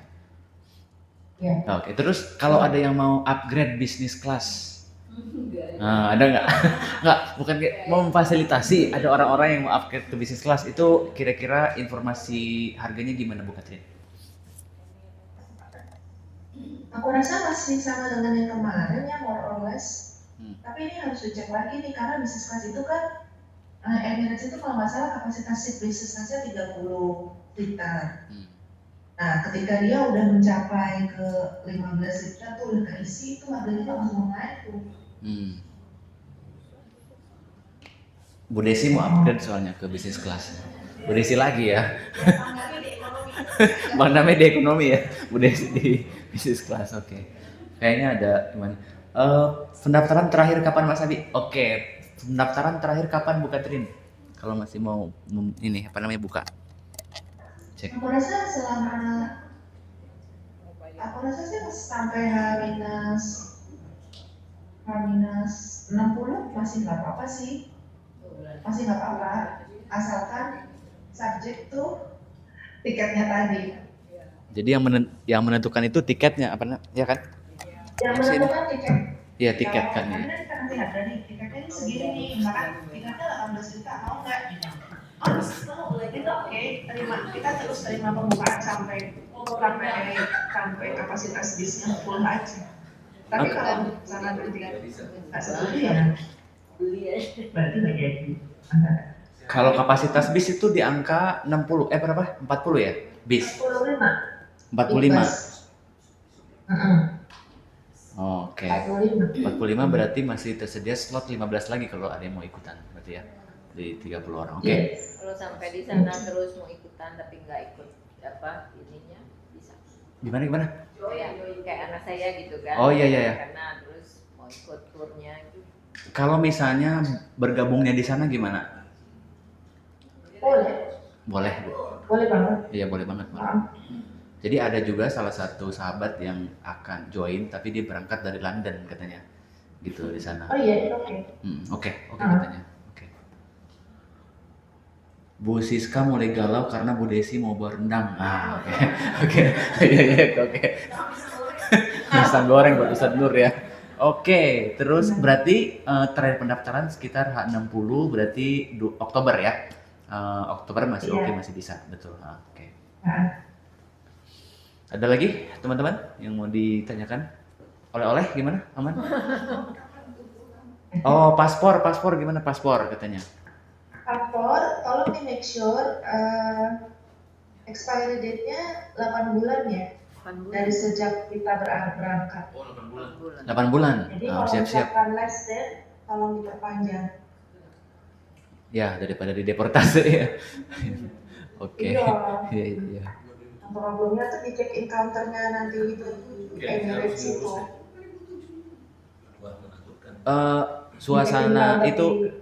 Suasananya pada saat itu aman kali ya, maksudnya situasi politik macam-macam tuh nggak ngaruh ya dengan nanti rencana kita ke sana. Nggak apa-apa ya? Nggak apa-apa, aman insya Allah. Karena jemaah umroh pun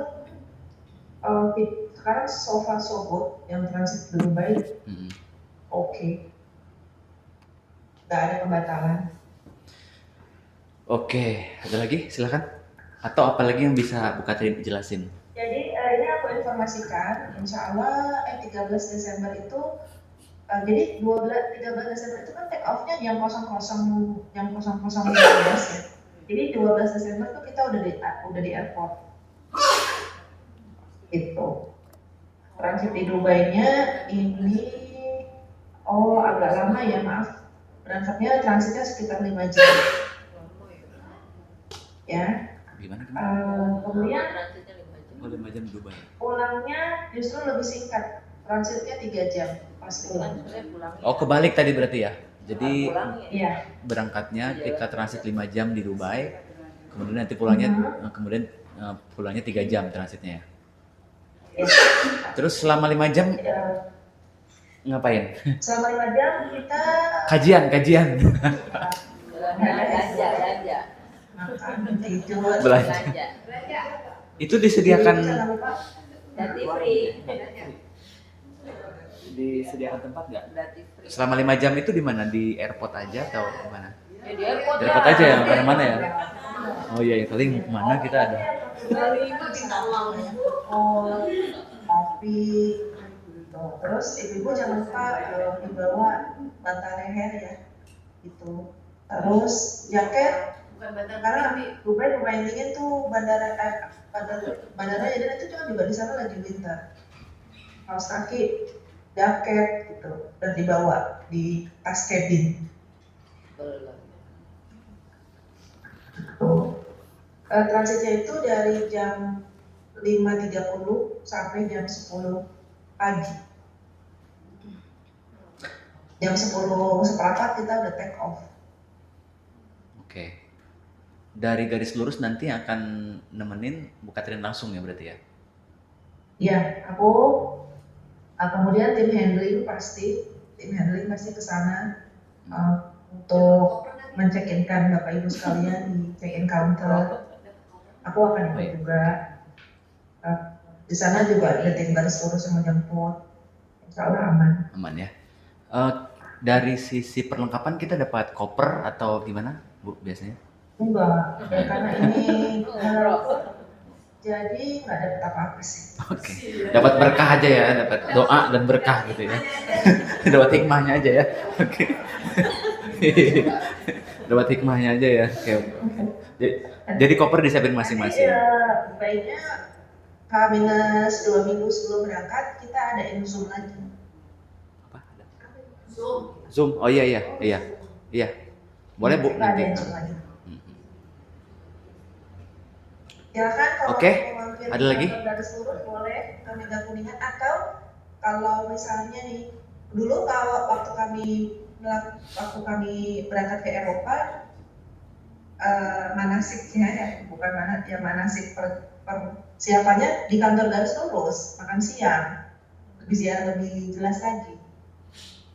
Boleh juga tuh ya. Apakah Nanti mungkin dilakukan? sangat mungkin Bu, nanti mungkin 2 minggu sebelumnya kita kumpul di sana aja ya.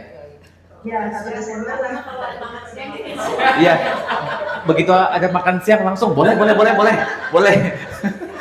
siang boleh. Tapi makan siangnya bukan subjek tuh ya. Ntar dimasukin ke ongkos ya. Oke. Ada penjelasan gitu persiapan ini itu sharing apa sih yang dibawa gitu. Ya boleh. 2 minggu sebelumnya nanti. 2 minggu sebelum berangkat sekitar pertengahan November apa ya? Di Kuningan katanya. Ada lagi? Meja Kuningan, samping Ritz Carlton Meja Kuningan gedung kami. Makannya di Ritz Carlton atau di Meja Kuningan ya makannya? Ritz Carlton. Nyebrang dulu dong ya. Oke. Kantor garis lurus. Oke, ada lagi Bapak Ibu yang mau diperjelas? Jelas ya? Sip ya? Hilang semua keraguan ya? Udah jelas. Yang di Zoom yang di Zoom nih berkurang pesertanya. Oke, yang di Zoom ada pertanyaan masih? Kita bagasi berapa kilo katanya? Bu Frida nih nanya. Emirates itu cuma boleh 25 kilo. Iya. Sedikit ya? Iya. Itu. Kalau Kalau kelebihan beli dari bagasi sekarang, berapa beli. sekilonya kalau Emirates? Kalau beli dari sekarang jangan Baik. lihat uang mahal. Lumayan. bisa $10 gitu pada kilo. Sekilo bisa $10. Yes, makanya benar-benar nanti aku akan bawa timbangan juga pas pulang tuh kan banyak yang rawan overweight kan, nanti aku akan bawa timbangan. Iya, buat pulangnya kan bawa oleh-oleh apa macam-macam gitu. Bisa beli tapi di sana ya ininya apa? Ya belinya dari sekarang. Oh, belinya dari sekarang. Mahal. Iya, nanti setelah tiketnya issued, kami beli by online. Bisa beli by online katanya setelah tiketnya issue. Iya, langsung Oke. ke website Emirates. Oke. Gitu Bu Frida. Jadi maksimal 25 kilo, sisanya mungkin bisa dikenakan charge ya. Oke, ada lagi teman-teman yang di Zoom. Bu Soraya nih, kalau misalnya Bu Katrin dibutuhkan orang yang mendampingi kayak pakai kursi roda gitu, itu memungkinkan nggak? Jadi, kalau di bandara bisa.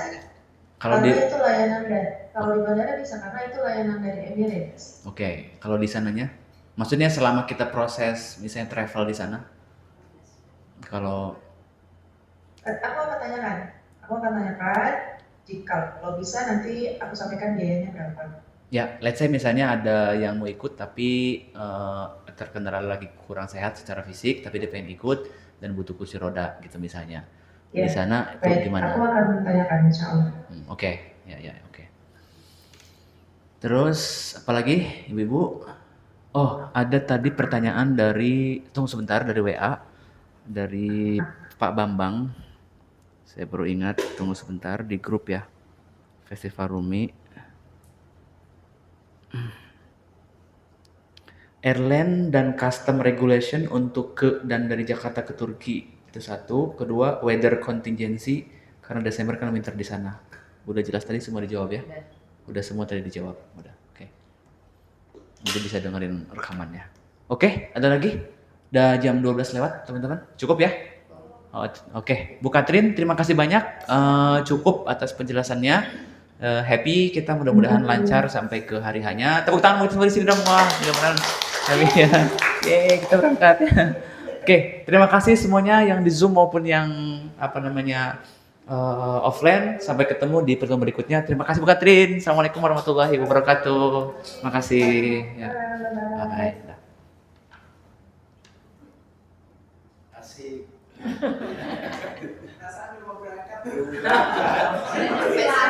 Perasaan minggu depan itu berangkat ya. Nggak tahu masih 4 bulan. Ya tetap rasanya dijaga jangan sampai mati rasanya ya. Harus terus gitu. Makanya nanti kita adakan edukasi Bang Damai ya. Setiap sebulan sekali atau 2 minggu sekali. Kalau bisa offline, kalau nggak bisa kita bikin lewat Zoom aja.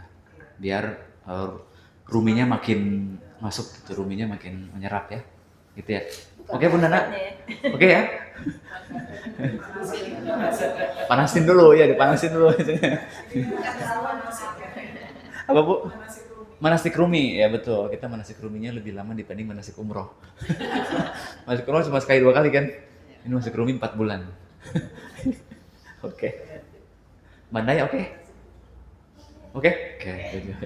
Hafiz, mana Hafiz tadi? Mana Hafiz? Nggak ada. Oh lagi sholat ya?